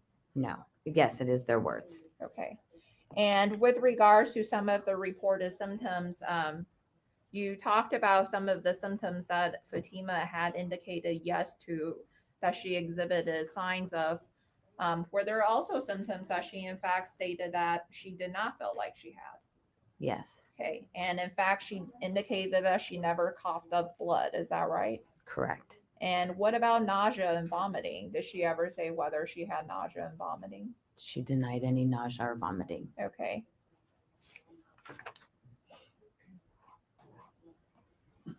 And Mr. Leary asked about, I believe his line of questioning at one point, you talked about somebody being in shock. Do you remember that line of questioning? Yes. And based on your training experience,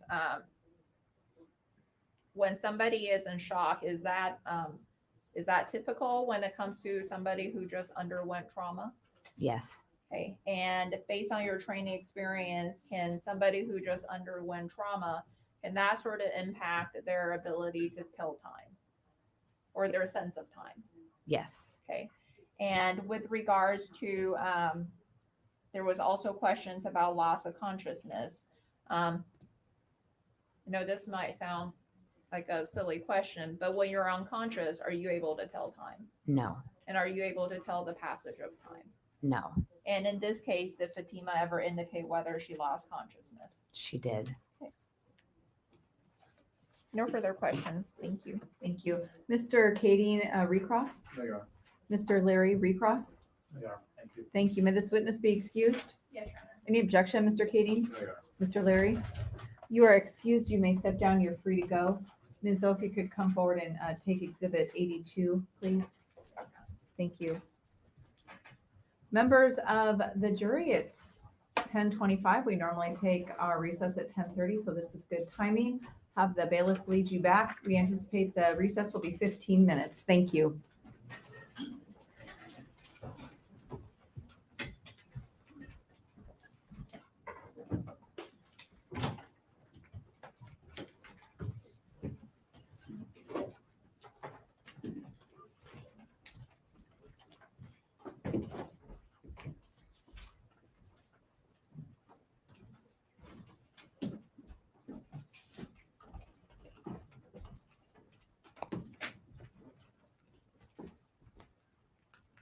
We'll be in recess for 15 minutes. Thank you. Court's in recess. Okay, course is in recess. We're going to come over to Kohlberger real quick, and we're going to listen to that until they in return. custody with counsel, Ms. Taylor, Ms. Barlow, and Ms. Massoth. State is represented by Mr. Thompson, Mr. Hurwitz, and Ms. Jennings. On behalf of the media petitioners, we have Ms. Olson and Mr. Pedersen. Today's hearing is to discuss the media's request to terminate the non-dissemination order. The state filed a response indicating it was no longer objecting to that. All right, And Siva. The defense did file an objection indicating that they do have a continued objection to lifting the non-dissemination order. I've read the briefs that have been provided by the parties, and I'm going to attempt to shortcut things here a little bit by asking whether the defense, who is the objecting party, has anything additional to add beyond what it had in its briefing before. I don't know that I need to hear from, frankly, the petitioner. I think the briefing was adequate, so let me just start with Ms. Taylor to see if there's anything else she wants to add. Your Honor, there is Oh. not, but if there's further argument, Ms. Barlow will be making that argument on behalf of the defense. All right. And to be fair, Ms. Olson, was there anything you felt was important to add that was not contained within your briefing? Your Honor, we would just briefly say in response to the defendant's brief, we certainly understand the expressed concern about the media coverage of their client. We don't think continuing the non-dissemination order helps that at all. It simply continues to limit the ability of the members of the press to reach out to the people who know the most about the case. It doesn't obligate them to say anything. We also understand that they expressed that there was a due process right related to the sentencing. I read the case that they submitted. I think that there is obviously a due process right at sentencing, but I don't think that case is really it doesn't provide any guidance to the court here, because that was about information provided to the court. And given the very limited scope, and we understand it's very important, but given the very limited scope of what's to be decided at the sentencing, we don't think the arguments that Mr. Koberger made should outweigh at this stage the First Amendment rights of our clients. Thank you, Your Honor. Thank you. All right, in light of that response by the media outlets or interested outlets, Ms. Barlow, do you want to add anything? I would only say, Your Honor, as this court is well aware, the publicity in this case is so extensive and emotions are already so high that adding fuel to the fire of media interviews or a rush to interview people as they leave the courthouse or enter the courthouse would only increase the concerns that the defense has. And even though the plea has a specific sentence attached to it, as this court is well aware, things happen in plea hearings and, sentencing hearings. And to minimize the possibility of that, we request that this order stay in place. All right, thank you. All right, as the court has considered the petition, frankly, the court was prepared at the time the plea was entered to lift the non-dissemination order in order to give the parties time to evaluate that and to ensure I wasn't missing anything. When both sides objected, I agreed to continue the non-dissemination order. I also indicated that I would have the potential to look at that again before sentencing, because frankly, I anticipated the motion from somebody, in this case, the Ms. Olson and her clients, was likely to be coming. At this point, I do not believe the purpose of the non-dissemination order, the primary purpose, which is to ensure that we can seat a impartial jury, is any longer at play. The concerns identified by the defendant, while certainly not to minimize those, they are concerns and they are significant concerns. I do not think, however, the non-dissemination order and the right of the public to information is outweighed or outweighs those rights, I should say. And frankly, I don't think that lifting the non-dissemination order will meaningfully impact those concerns. I mean, the media frenzy, as it has been described, will continue regardless. It is a little bit like a, water will find low ground. In this case, the media is going to write about something regardless. about this case. The lifting the non-dissemination order does not require the counsel or others who were previously bound by it to speak. And the state has indicated they don't intend to until after the sentencing. And certainly I would hope that the media interests would respect those positions and give people the space that they need and request. In terms of, for example, the defendant's family and others coming and going at the sentencing, we intend to have, as we did before, appropriate security measures in place to ensure that they, as well as the victims, are allowed to get in and out Unadulterated. What is it with people and their words today? unscathed by the media, if that's what they wish to do, or if they wish to speak to the media, they can do that as well. At this point, I just don't think that I can justify the continuation of the non-dissemination order.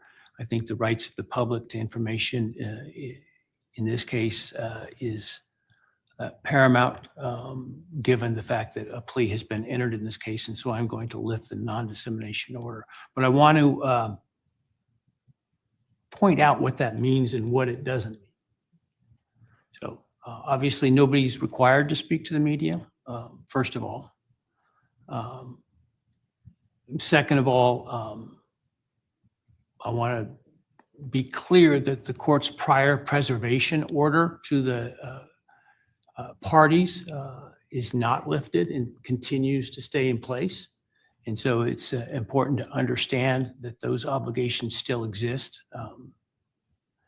And then the other thing I want to point out is that by lifting the non-dissemination order, that does not convert sealed documents to unsealed documents.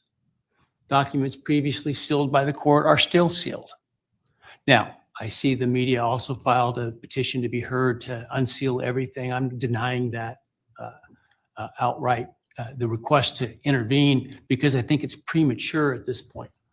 So the court will its intent is to, after sentencing, begin the process of reviewing all the sealed material in this case to determine what should be unsealed and what should not be unsealed. That process will include an opportunity for counsel to register any objections to unsealing documents, specific documents, and request to redact certain sealed documents before they are unsealed, or unseal them in a redacted form. I intend to do that in groupings of documents at a time. As I sit here now, my thought is I'm going to start from newest to oldest because those are the ones that I have the most working knowledge of as to the reason for the sealing of the documents, as well as the content of those documents. And so I think I can get through those more quickly. As we move backward in time, it's going to take further, more extensive review by the court to figure out, to obviously review the content of those documents, listen to those hearings, et cetera, and determine why they were sealed and whether that rationale still is necessary, or that rationale still requires the documents to maintain that sealed status. And so before everybody gets out their pen and paper and sends in public records requests, understand those will be denied for sealed records until they are unsealed. And that process is going to take time. And I'm not talking days. I'm probably not talking weeks for that to be accomplished. So I hope people understand patience will be required to get through that, as I'm going to have to review those myself to make those decisions. Now, we may be able to speed things up if neither party objects to groupings of documents or specific documents being unsealed.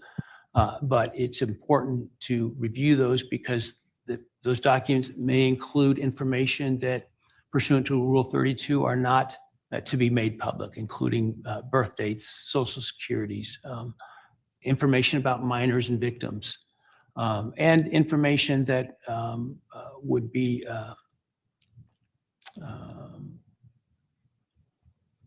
essentially inappropriate to unseal, including protection of individuals from undue harassment, et cetera. And so that's just going to take time. In addition, I'm unlikely to unseal much until after sentencing and after the appeals period has run. Okay, so I'm not going to listen to him ramble on. That's the basis of his verdict. We are back in court here.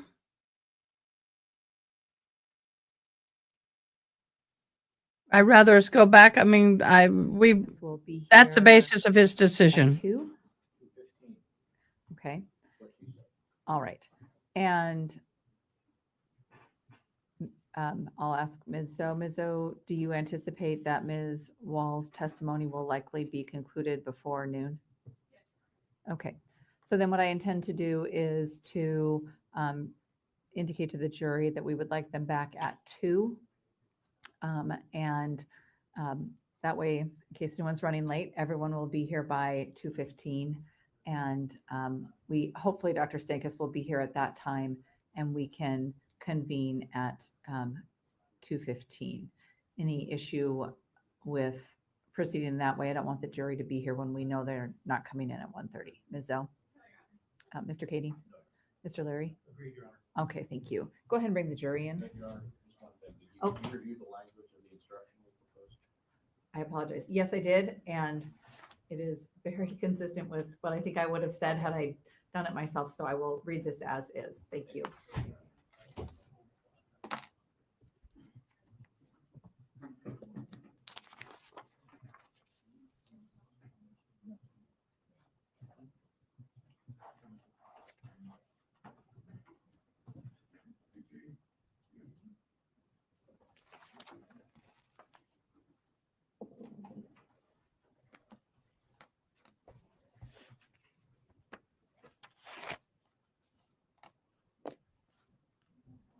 You can have your witness go ahead and come into the courtroom, please.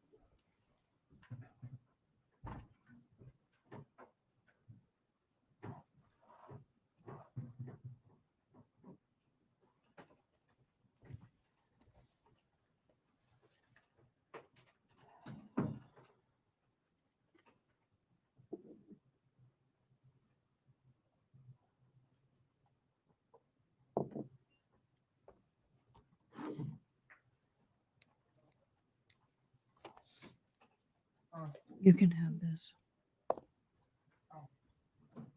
Thank you. How you feeling?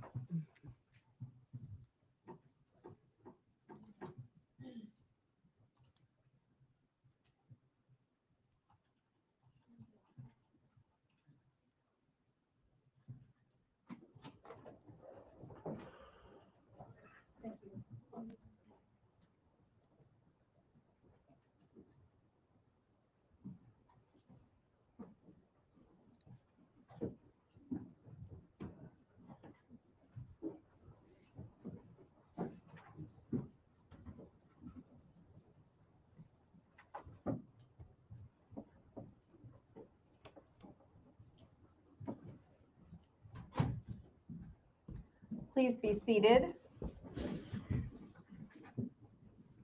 Members of the jury, at this time, we will continue with the presentation of evidence. Ms. Zoe, if you could call your next witness, please. Your Honor, I would like to call Lisa Wall. Come forward, please.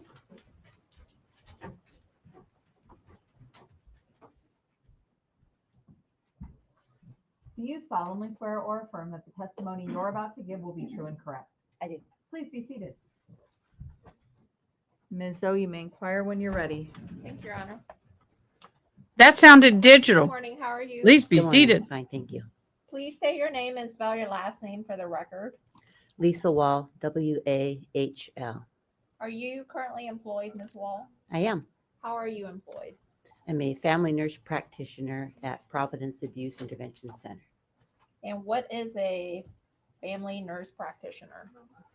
I'm an advanced registered nurse practitioner with the capacity to assess, diagnose, and treat. Okay.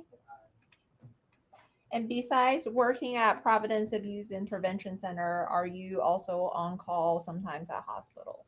I am as a forensic nurse examiner. Okay. And which hospitals are you on call at? Providence Centralia Emergency Department, Providence St. Peter Hospital Emergency Department, and at Madigan Emergency Department. Okay. And besides being employed at Providence Abuse Intervention Center and then being on call at Providence Centralia, Providence St. Peter's Hospital, and Madigan, do you work at any other medical settings? I do. Okay, and where is that? I'm a per diem registered nurse at Mason General Hospital. Okay.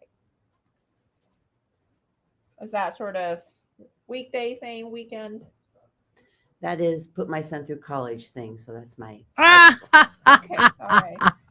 And you indicated that you are an advanced registered nurse practitioner. When what kind of well, let me ask you this: can you describe to the jury your education background?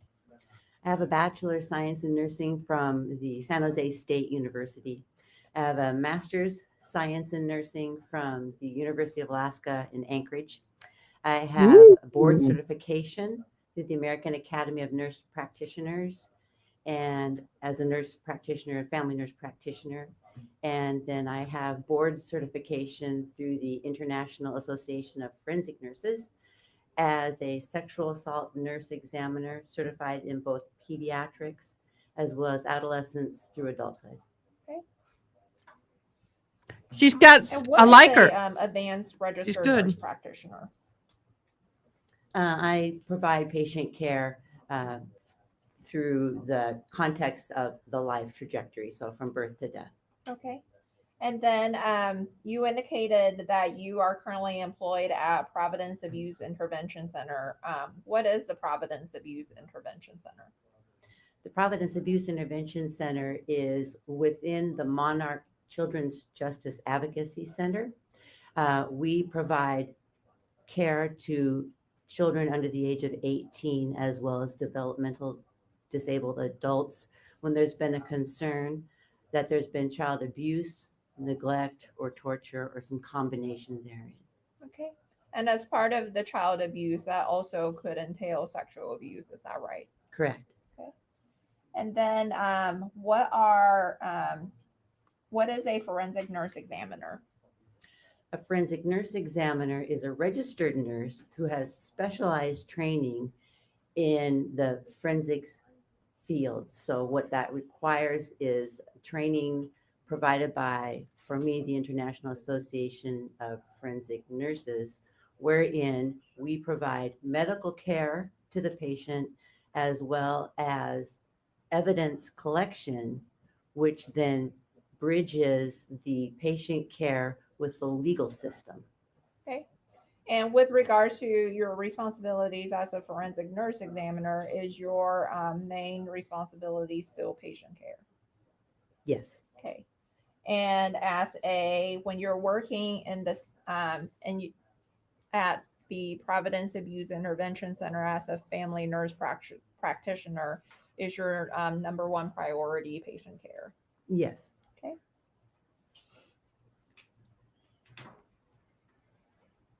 And as part of your responsibilities as a forensic nurse examiner, do you also have the ability to conduct strangulation exams?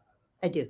Okay. And do you have any training or experience when it comes to conducting strangulation exams? I do. Okay. And if you could please tell the jury what that training is. So for a forensic nurse to do forensic examinations on non-fatal strangulation issues, myself, I have taken trainings through the National Institute of Strangulation Prevention. They collaborate with the Department of Justice, Indian Health Services, National Institute of Health, these federal domains that work together to provide hourly, half-day, full-day, 3-day trainings on the clinical assessment, documentation, and care of strangulation involving children and adults. And have you yourself conducted or performed any strangulation exams? I have Okay, and approximately how many? dozens.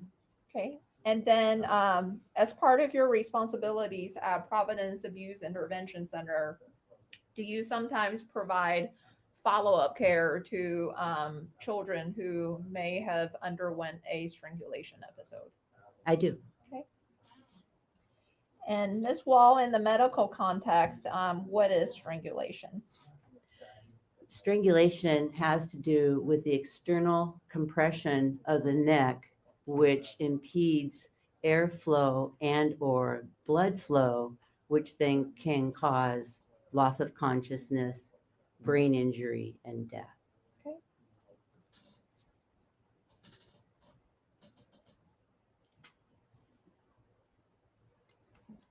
And how you indicated that strangulation in the medical context is the external pressure that can impact to the neck, that can impact airflow. How would external pressure to the neck impact airflow based on your training experience? When you press on the neck, you're pressing on your trachea, your windpipe. When you're pressing on that area of your body, your lungs aren't able to expand and to collect oxygen. When you're not able to oxygenate your blood, the blood flow to your brain is compromised. When you don't have enough oxygen to your body system, then you will die. Okay. And when an individual does not have oxygenated blood flowing to their brain, can that impact their brain? It can. When think of in our neck, we have arteries that pump oxygenated blood up to our brains, and then we have the jugular veins that bring deoxygenated blood from the brain back down into the body to reoxygenate through our lung systems. When we don't have that oxygenation provided to the brain, then we experience a host of health issues, primarily loss of consciousness. Once we've lost consciousness and that compression continues, these muscles in our neck relax and the compression is much more easier. If the strangulation doesn't stop immediately, you'll experience brain injury and death. And I would just indicate for the record that the witness, while testifying, is using her hands to describe the things that she is talking about related to the neck and head. Okay.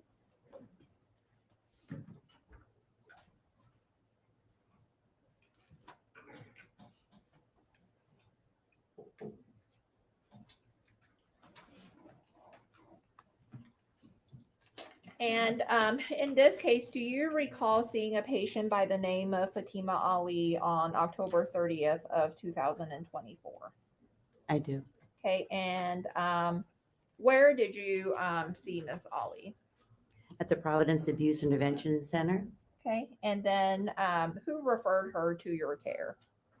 She was referred to our clinic following hospitalization at Providence St. Peter Hospital as a result of complications due to strangulation. Okay.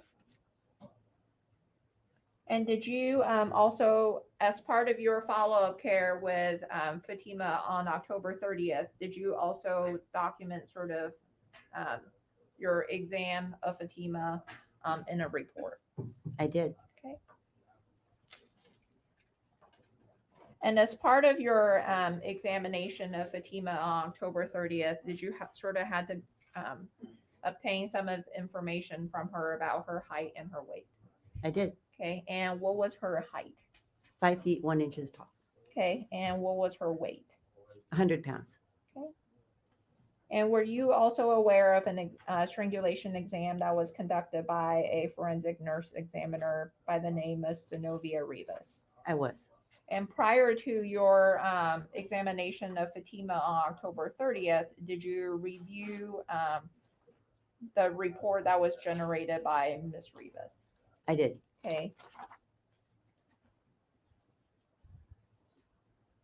And were you Did you also review the medical records from Providence St. Peter's Hospital as it relates to Fatima prior to your examination on October 30th? I did. Okay. And with regards to the diagnoses that she received, was pneumomediastinum one of the diagnoses? It was. Okay, and what is pneumomediastinum? Pneumomediastinum is a big word. The mediastinum is here in your chest. It holds your heart, your trachea, your esophagus, and major blood vessels in this area.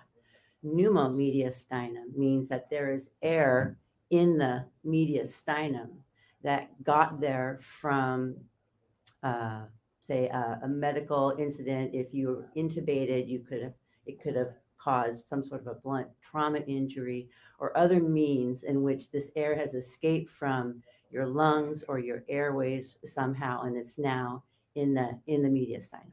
Okay.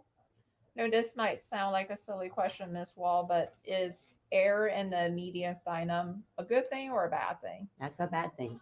Okay. And also, prior to your examination of Fatima on October 30th, were you also, you indicated you reviewed the strangulation report that was prepared by Ms. Rivas. Were you aware of the signs and symptoms that Fatima exhibited during her admission into the ER on October 18th? I was. Okay. And when you met with Fatima on October 30th, what, if anything, did she say about any vision changes that she had since the alleged strangulation incident? She said that her vision was more blurry. Okay. And did she sort of explain to you in what way as to what she was able to see or she couldn't see? Yes. In the process of a conversation with my patients, I ask in a head-to-toe manner a review of systems, so their health as they understand it from head to toe. And she indicated to me that she normally wears glasses. She didn't have access to her glasses, so that her vision baseline was blurry, but that since being strangled, her vision was, quote, more blurry. Okay. And what about her hearing? Does she also indicate whether she had any hearing issues since the alleged strangulation incident? Yeah, so she does not have hearing issues baseline. When she was describing her hearing, when I'm asking her questions about her hearing, she told me that it was, quote, more sensitive. Okay. And you sort of mentioned baseline. What do you mean by baseline? Baseline is prior to being assaulted.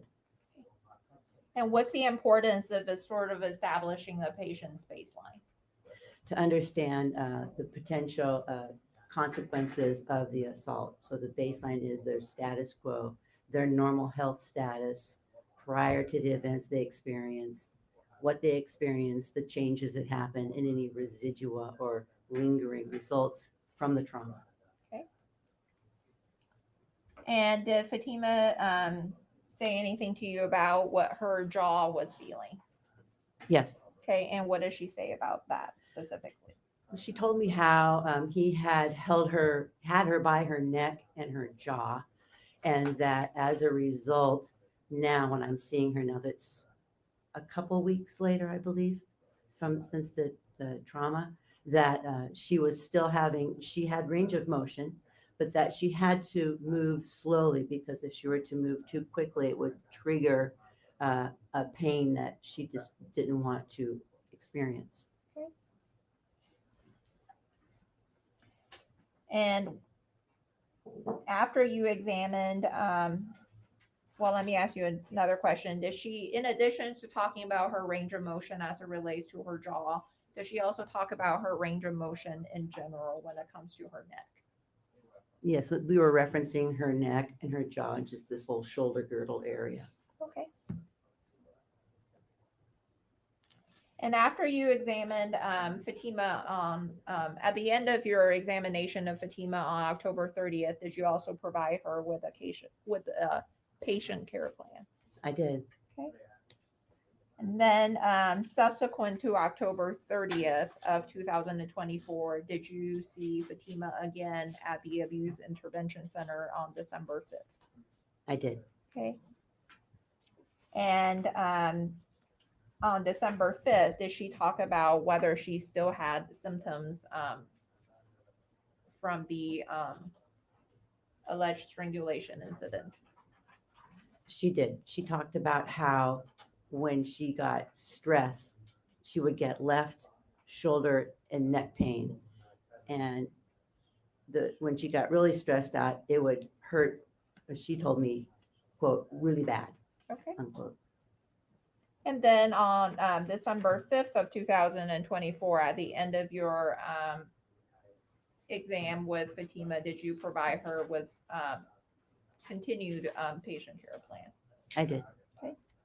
No further questions at this time. Thank you. Thank you. Mr. Kading, cross-examination.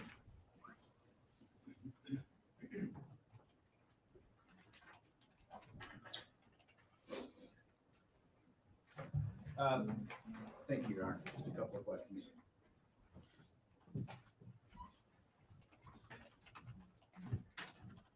Sorry, may I address you as Nurse Wall, or how would you prefer? Miss Wall? That's fine. Nurse Wall.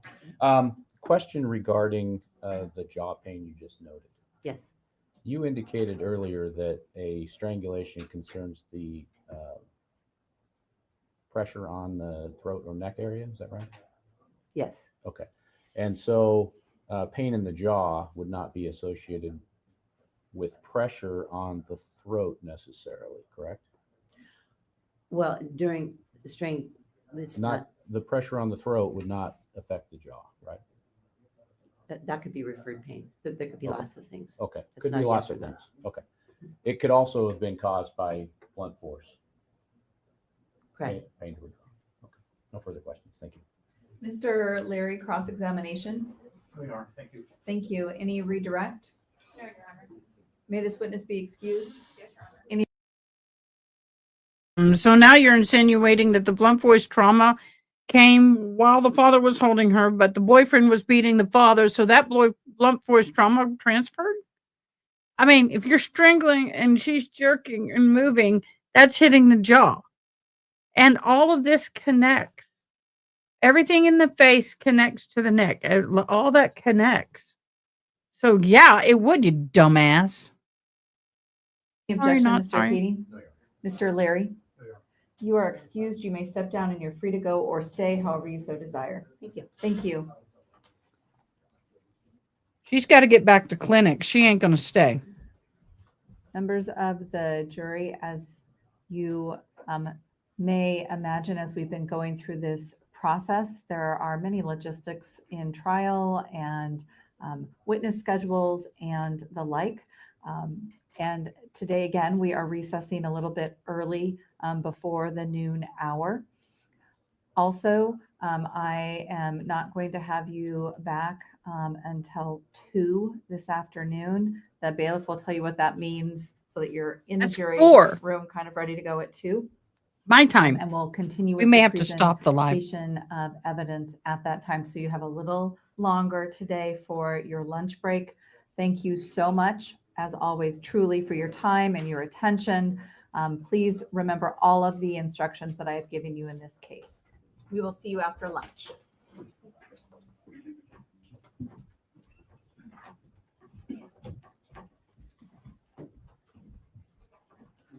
So what does that mean for us? That means I will probably, dang it, I shouldn't have done that. I might end the live and then come back because that's 2 hours and 45 minutes. Please be seated.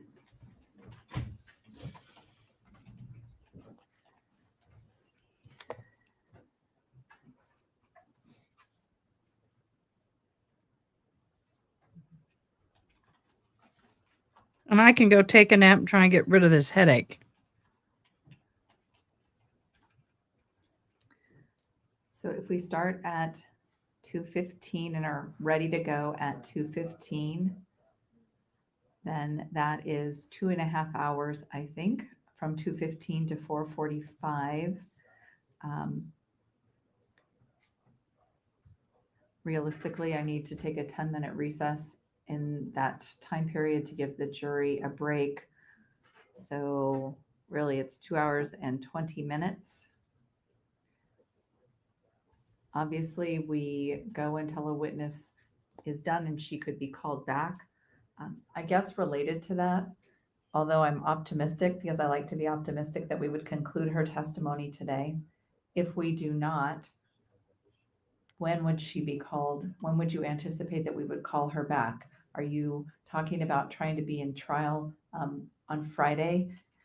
I told you previously that I don't know if the jurors can, but I can make that happen in my schedule. I know that she's traveling, and so I don't want to be worried about concluding her testimony and how we fit that in as we go along. Anyways, so I just want to hear from you, Mr. Kading, if you have thought about that. And again, I just want to talk about this so we have a plan, again, in hopes that we can conclude her testimony today.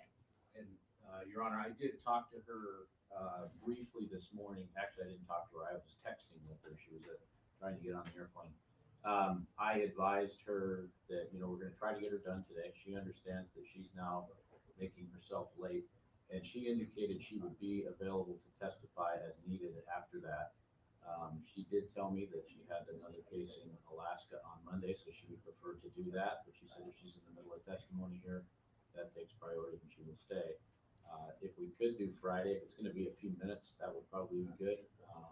She is scheduled to leave again tonight, but obviously that's subject to change. So she's very flexible at this point because of the situation as it's created. I anticipate we'll be done in 2 hours and 20 minutes. All right. What I would just ask, I expect actually that all of the lawyers have been talking about this issue, but if you would also just confer as to what you believe the best plan would be if we don't finish her testimony, whether we try for Friday or we have her Monday, or if you have something else. I'm completely open to trying to make this work between what the lawyers think works best. And of course, then we have to make sure the jury is available if it ultimately were that she needed to appear tomorrow if we don't finish. I, again, will be optimistic that we conclude today. Any issues before we recess for our lunch break? Ms. Stone? Only as to what the court was just talking about with the parties, the state will make whatever works for in-person testimony for Dr. Stankus work if for some reason we are not concluded today. So if that means tomorrow afternoon, I just need to know because I need to cancel a appointment that I've canceled multiple times, but it's fine. I just need to do that. So if we are able to get that information, maybe from the bailiff at some point this afternoon, so when we leave today, we know if that's going to be an option because I need to make that call if that's the case. All right.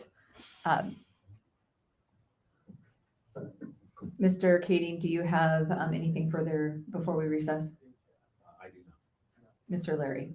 I may have missed, I assumed it was tomorrow morning, but given, what's the window the court would make available? It would have to be in the afternoon. I have my civil motion calendar in the morning, so it could not be in the morning. I do have an administrative law review hearing scheduled at 1:30, although I can move that. I'd prefer to resume the trial at 1:30, and then I could move my ALR to later in the afternoon. All right, that's helpful. And I think what I will, I don't want to, not that it necessarily would, but I don't want to stress the jury out if we don't need to, and that relates to them having to come on a time that they're not ready for. So we'll get to the afternoon recess, and then the parties can tell me where they really think we're at.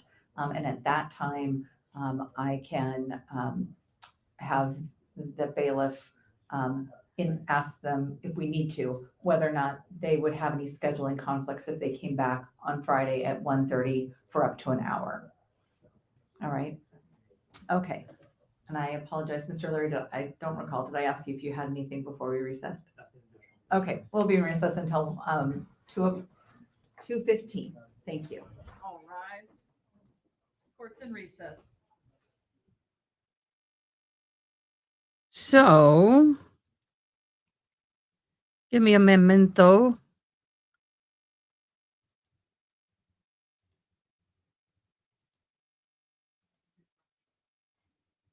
I am creating a live for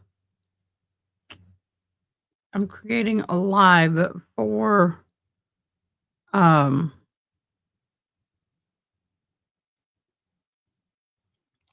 creating a live for that day. Okay, so what we're going to do is we are going to end the live and we will come back. Where's my StreamYard? There it is. Get in front of me. Thank you. So what I'm going to do is I'm going to end the live for lunch and we'll come back at this afternoon because that's 2.5 hours. I can get a nap. I can get some dishes done. I can do some things around here and everybody can have their little break. So if you guys are okay with that, wonder if the state's going to rest. It sounds like the witnesses are talking about as a defense witness. Yes and no.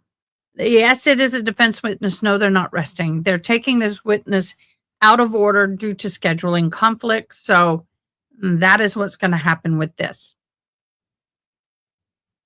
Due to scheduling conflicts, that is what's happening. Okay.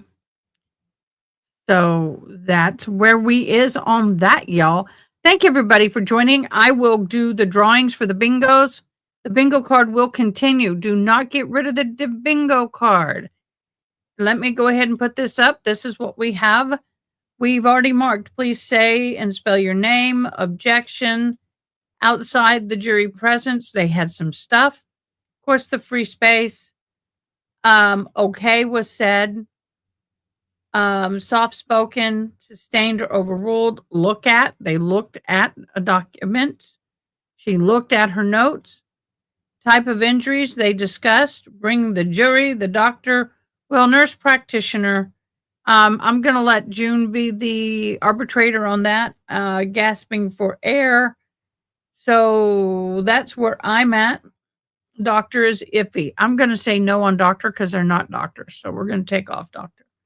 So that is where we are. Keep the bingo card. It will be continue to be in play for this afternoon session. All right. I'm in the process of setting up the live for this afternoon. You set up a date list for bingos? What does that mean? What does a date list mean? Let me go to bingo and look. I don't know what that means. And oh, wait. You sent up. That's my migraine. Nothing, everything's blurry and out of whack. I sent an update list for bingo. Okay, there it is. All right. My bad. My reading is just with a migraine and glasses. Yep. Majorly. I mean, in some cultures, they're lower than the pig and the cow. Yeah. Okay, so we have a new bingo card. Is that what you're saying? I don't know. My brain is shutting down. Thank you so much for joining Debmon64 to Discord. We appreciate you being here.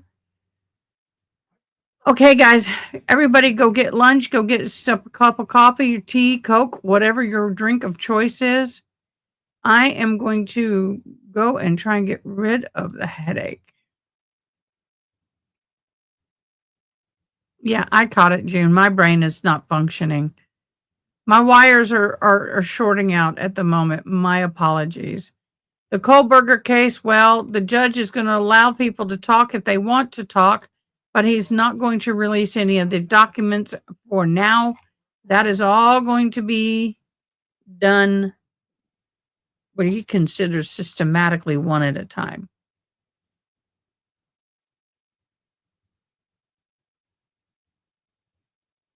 If moving to another country will be willing to assimilate. I am drinking tomato soup broth. I don't know. I may try and get some food. We'll see. We'll see what my head, my body can handle with migraine. Sometimes I get nauseated. So, all right, guys, we will see you I have it set at 4:15 my time, 2:15 on the East Coast. I'm West Coast. Okay. Oh, no. Yeah, I don't know. It's 1:25 here. So at 4:15 my time, don't get me going on numbers. I hope to have the hat finished today. That would be a huge blessing. All right, Miguet, see you on the other side. Thanks for watching. Please comment, like, share, and most importantly, subscribe. I hope you have an awesome day. Till next time, take care.